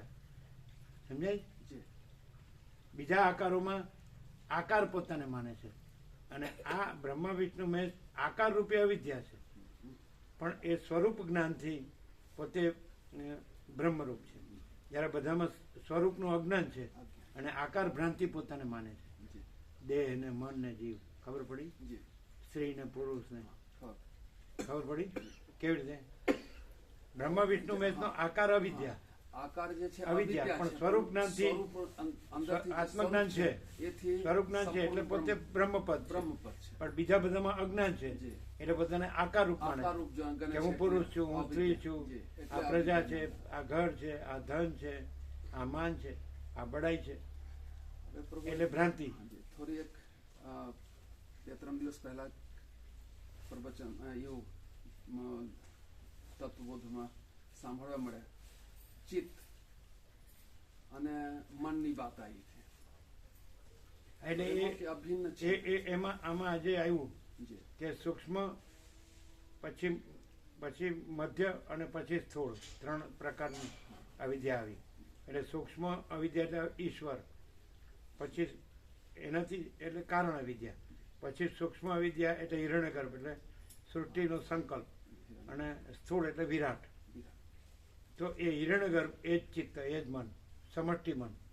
એટલે આખી સૃષ્ટિ, આ સ્થૂળ વિરાટ, આ એનું સૂક્ષ્મ રૂપ એ સમષ્ટિ મન છે.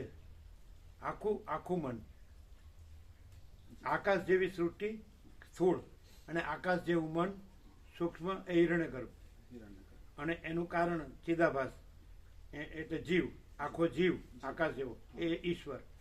પણ એ ત્રણેય અવિદ્યા એ હમણાં આવ્યું. ત્રણેય અવિદ્યા, સત્વરજ ને તમ. પ્રભુજી હજુ મને થોડો સંશય છે, કેમ કે હું જાણવા એ માંગુ છું કે જૈસે ચિત્ત અમે ચિત્તનો અર્થ શું થાય કે આખું ચિત્ત ગણવાનું.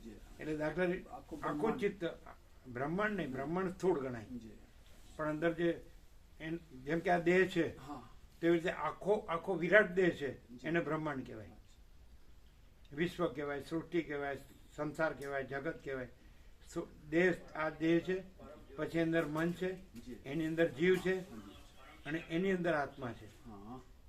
તો આ વિરાટ છે, એની અંદર હિરણ્યગર્ભ છે, એ જ ચિત્ત, એ મન, આખી સૃષ્ટિનું મન એ હિરણ્યગર્ભ, એ જ બ્રહ્મ વિષ્ણુ મહેશ. અને પછી કારણ ચિદાભાસ એટલે જીવ. આ જે વ્યક્તિ છે એમ સમષ્ટિ, પિંડ અને બ્રહ્માંડ બધું એક તરંગ કયો કે બધા તરંગ કયો મહાસાગરના, પણ એ બધી અવિદ્યા, અને એકલો મહાસાગર એ જ પરબ્રહ્મ.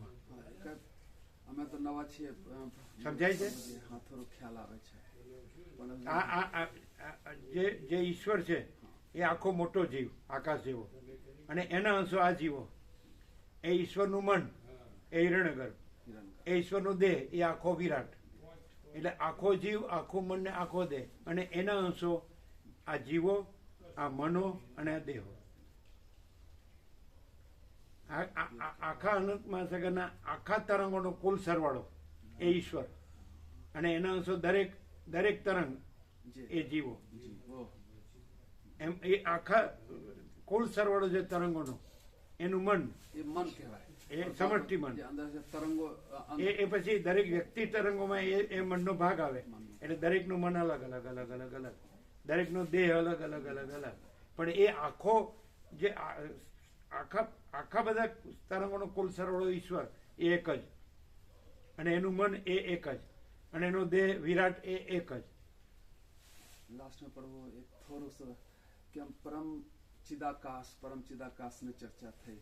હા, હજુ સુધી તો એ જે પરબ્રહ્મ કીધું એ જ પરમ ચૈતન્ય આકાશ. ચિદ એટલે ચૈતન્ય, પરમ ચૈતન્ય આકાશ. આ આકાશ છે એ ભૌતિક આકાશ છે. પરમ ચેતન આકાશ. હા, પરમ ચિદ વત્તા આકાશ એટલે ચૈતન્ય, સચ્ચિત આનંદ, ચૈતન્ય. તો સચ્ચિદાનંદ. આ તો એમાં ચિત્ત છે ને એ ચૈતન્ય, તો પરમ ચિત્ત આકાશ, પરમ ચૈતન્ય આકાશ. આકાશ ની ઉપમા આપી, આકાશ જેવડું અનંત એટલે પરમ ચૈતન્ય આકાશ. પરમ વિરાટ મહાચિદાકાશ તો મહાચૈતન્ય આકાશ, પરમ આકાશ. વિરાટ ના કહેવાય, વિરાટ તો સ્થૂળ દેહમાં આવે. વિરાટ તો ઈશ્વરનો દેહ, અને હિરણ્યગર્ભ ઈશ્વરનું મન, અને ઈશ્વરનો જીવ એ સમષ્ટિ ચિદાભાસ.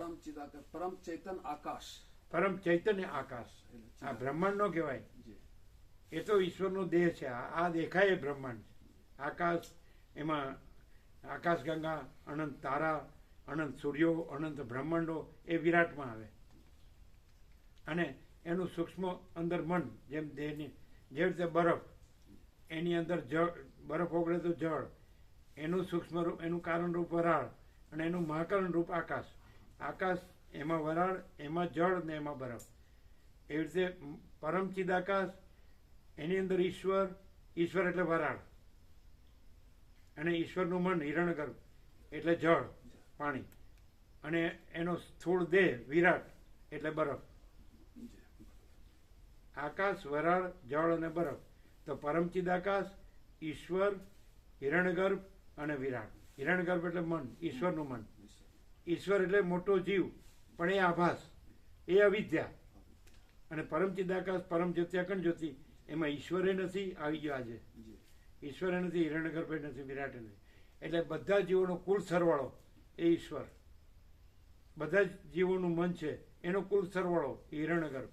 અને બધા જીવોના દેહોનો કુલ સરવાળો એ વિરાટ. એટલે ઈશ્વર છે એ આખો મોટો જીવ, આકાશ જેવો, પણ એ આભાસ છે, અવિદ્યા છે. પરમચિદાકાશ, પરમ જ્યોતિ, અખંડ જ્યોતિમાં ઈશ્વર પણ નથી, હિરણ્યગર્ભ પણ નથી, વિરાટ પણ નથી. એટલે આખો સમષ્ટિ મોટો જીવ અને એનું સમષ્ટિ મોટું મન અને એનો સમષ્ટિ મોટો દેહ, એ ત્રણેય નથી. કારણ સૂક્ષ્મ સ્થૂળ. એટલે આકાશ જ છે, એમાં વરાળે નથી, જળે નથી, બરફે નથી. એ આભાસ જ છે. એમ પરમચિદાકાશ છે, પરમ ચૈતન્ય આકાશ. તેની અંદર માયાકાશે નથી, ચિત્તાકાશે નથી ને ભૂતાકાશે નથી. કારણ માયા આકાશ અને સૂક્ષ્મ ચિત્ત આકાશ અને સ્થૂળ ભૂત આકાશ, ભૌતિક. આ દેખાય આકાશ ભૌતિક આકાશ. એનું સૂક્ષ્મ રૂપ ચિત્ત આકાશ, સંકલ્પ રૂપી આકાશ, વિચાર રૂપી આકાશ, મન રૂપી આકાશ. એનું કારણ રૂપ માયાકાશ, માયા રૂપી આકાશ, અજ્ઞાન રૂપી આકાશ. માયા એટલે અજ્ઞાન, ભ્રાંતિ, કલ્પના, કુછ નહીં, કુછ નહીં. એટલે કુછ નહીં.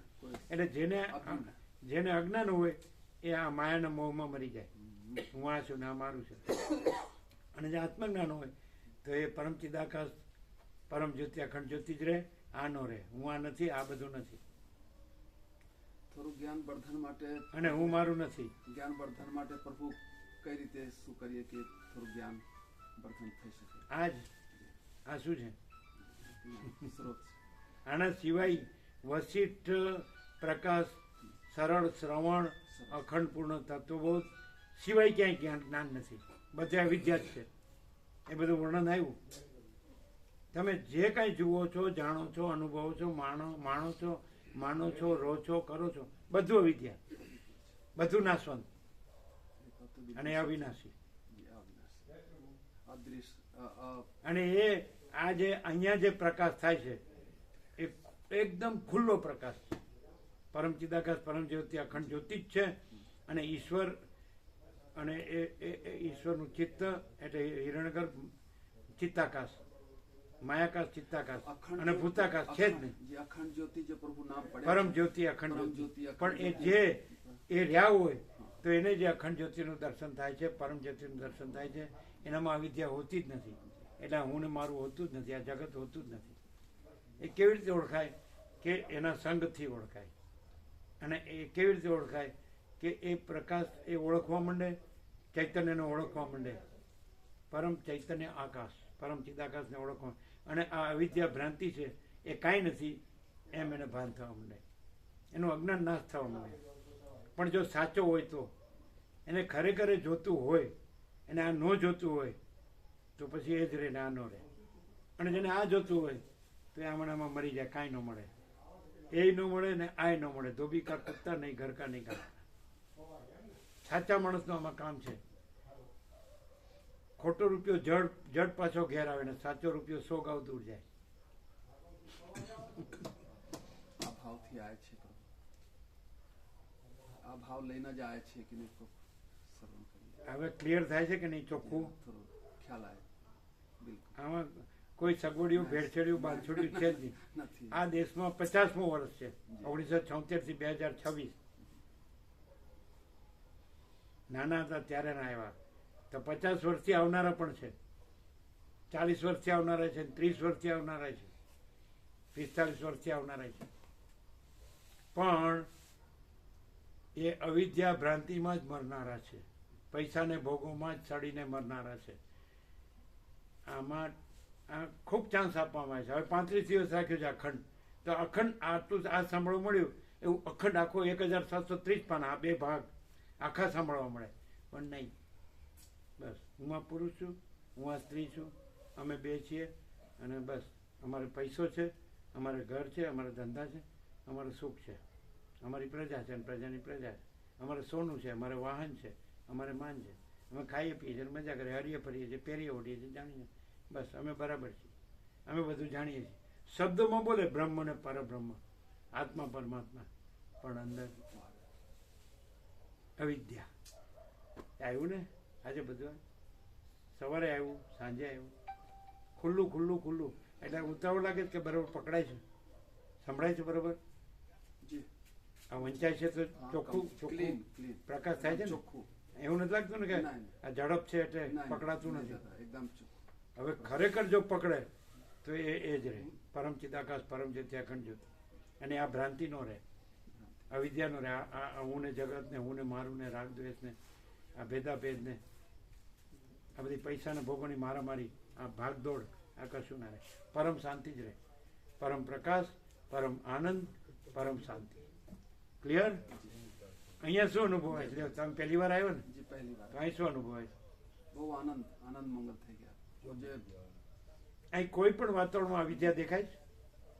હું મારું દેખાય? નહીં. રાગદ્વેષ દેખાય? ભેદભાવ બિલકુલ, દેખાય? બિલકુલ. લેવા દેવા દેખાય? એટલે- માયા દેખાય? જી નહીં. અને જે હોય એ અહીં ટકી જ ન શકે. ના ના પ્રભુ, એવું તો કોઈ જ નહીં. મને આનંદ મંગલ થઈ ગયા.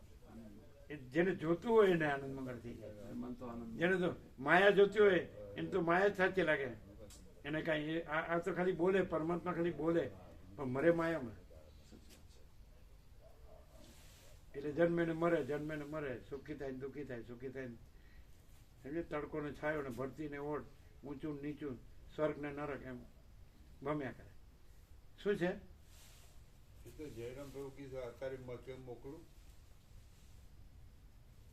તે કીધું અત્યારે બાર નો ખેતો ગુણ ખાઈ જાય તો ધારી કણીઓ રૂમમાં નાખવાની હોય. તે કીધું કાલે સવારે મોકલજો ને. હવે એમ કીધું ને. હા, આમ ક્લિયર છે ને ક્લિયર છે પ્રભુ. એકદમ. બહુ અચ્છા. જેમ પ્રકાશ ને અંધકાર બે સાથે નો રહે, એમ પરમ ચિદાકાશ પરમ જ્યોતિ અખંડ જ્યોતિ અને આ વિદ્યા ભ્રાંતિ, આ સંસાર ભ્રાંતિ. સાથે ન રહ્યા, કદી ના રહ્યા. ક્લિયર છે? જી ક્લિયર છે. જય પ્રભુ.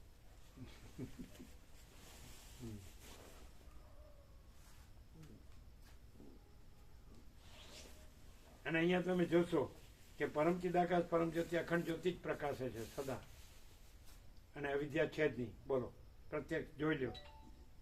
જોવો છો? દેખાય છે? પ્રભુ અમારી ક્યાં તાકાત શક્તિ છે? નથી દેખાતું? આહ, નથી દેખાતું? પ્રત્યક્ષ અહીં પ્રકાશ જે થઈ રહ્યો છે, હા, પ્રકાશ તો બિલકુલ. આ તો અનુભવાય છે કે નહીં? બિલકુલ, બિલકુલ. પછી એમાં અવિદ્યા નથી એ પણ દેખાય છે કે નહીં? હા બિલકુલ ચોખ્ખું. હા, એમ કહો. ચોખ્ખું પ્રભુ. હા. એમ સંશયની જગ્યા નથી. હા, અને બીજા અવિદ્યા વાળા દેખાય છે કે નહીં? આ વિદ્યા નજર જ નથી. એ બધું ના ના, બધે આખા જગતમાં બધું અવિદ્યા દેખાય છે ને. હા, દેખાય. સાત ખંડના 800 કરોડ એ બધા અવિદ્યા ભ્રાંતિ વાળા છે એમ દેખાય છે કે નહીં? આ દેહ હું છું, આ પુરુષ છું, આ સ્ત્રી છું, આ ઘર છે, આ ધન છે, આ મારા સ્ત્રી પુરુષના સંઘનું સુખ છે, આ પ્રજા છે ને પ્રજાની પ્રજા છે, આ સોનું છે, આ વાહન છે, આ પ્રોપર્ટી છે. એમાં નીકળવા માંગીએ છીએ પ્રભુ. નથી માંગતા. નીકળવું માંગે એની માટે ઘણી વ્યવસ્થા કરવામાં આવે છે. તો કે નહીં નહીં, અમારાથી નહીં રહેવાય. માયા. હા, બસ. તો પછી તો આ નથી જોતું, તો આ નથી જોતું. જો કાં તો એમ કે બે સત્ય ન હોય, કાં તો એમ કે અમારું જ સાચું છે, આ ખોટું છે. આ સાચું છે, આ ખોટું છે. તો એવું થયું નથી એટલે એમાં મરે છે.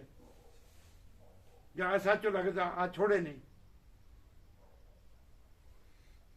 એટલે જે આ સાચું લાગ્યું નથી અને ખોટું સાચું લાગ્યું છે, અવિદ્યા જે ભ્રાંતિ છે, મિથ્યા છે, કલ્પના છે, એ સાચી લાગે છે, મોહ. અને જે વિવેક છે, પ્રકાશ છે, જ્ઞાન છે, અનંત પ્રકાશ, અનંત આનંદ, અનંત શાંતિ, અનંત પ્રકાશ, અનંત આનંદ, અનંત શાંતિ છે કે નહીં? બિલકુલ.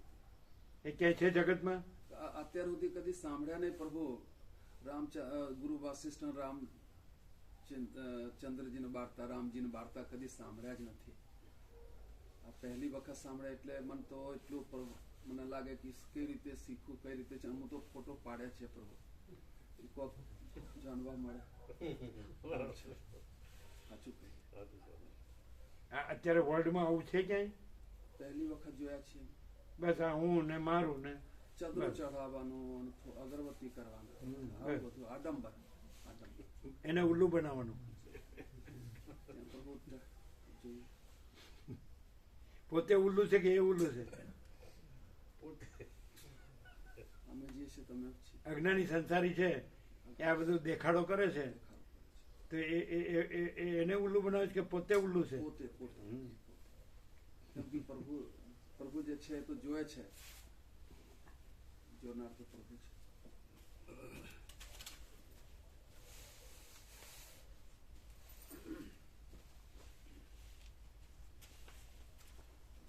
હવે બંધ કરો, બંધ કરવાનું કર્યું બંધ.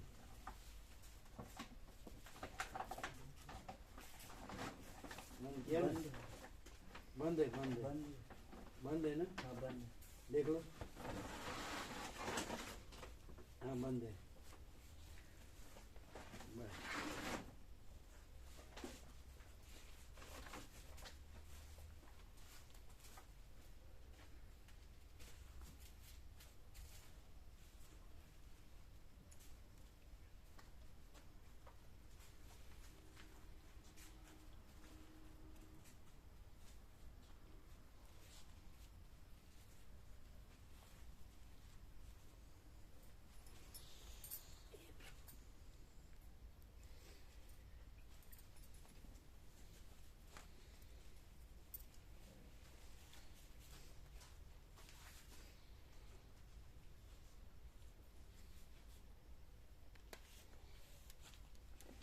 અજ્ઞાની સંસારી એની વાતો કરે અને આ રણકો એમાં ડિફરન્સ ખબર પડે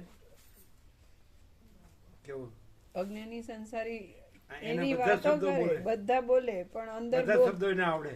હા, હા, તો? અંદર બોધો હોય, નૂર તેજ વિનાનો હોય અને એના શબ્દની કાંઈ કિંમત નહીં. અને આ રણકો આખો આર પાર.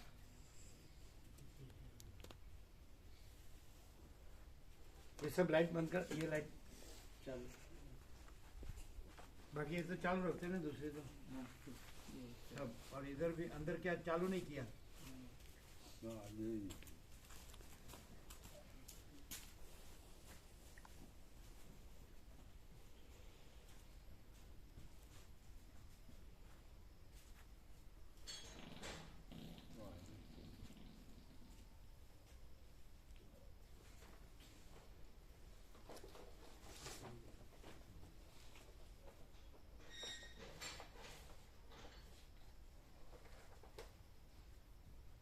ટેમ્પરેચર 20 છે બરાબર.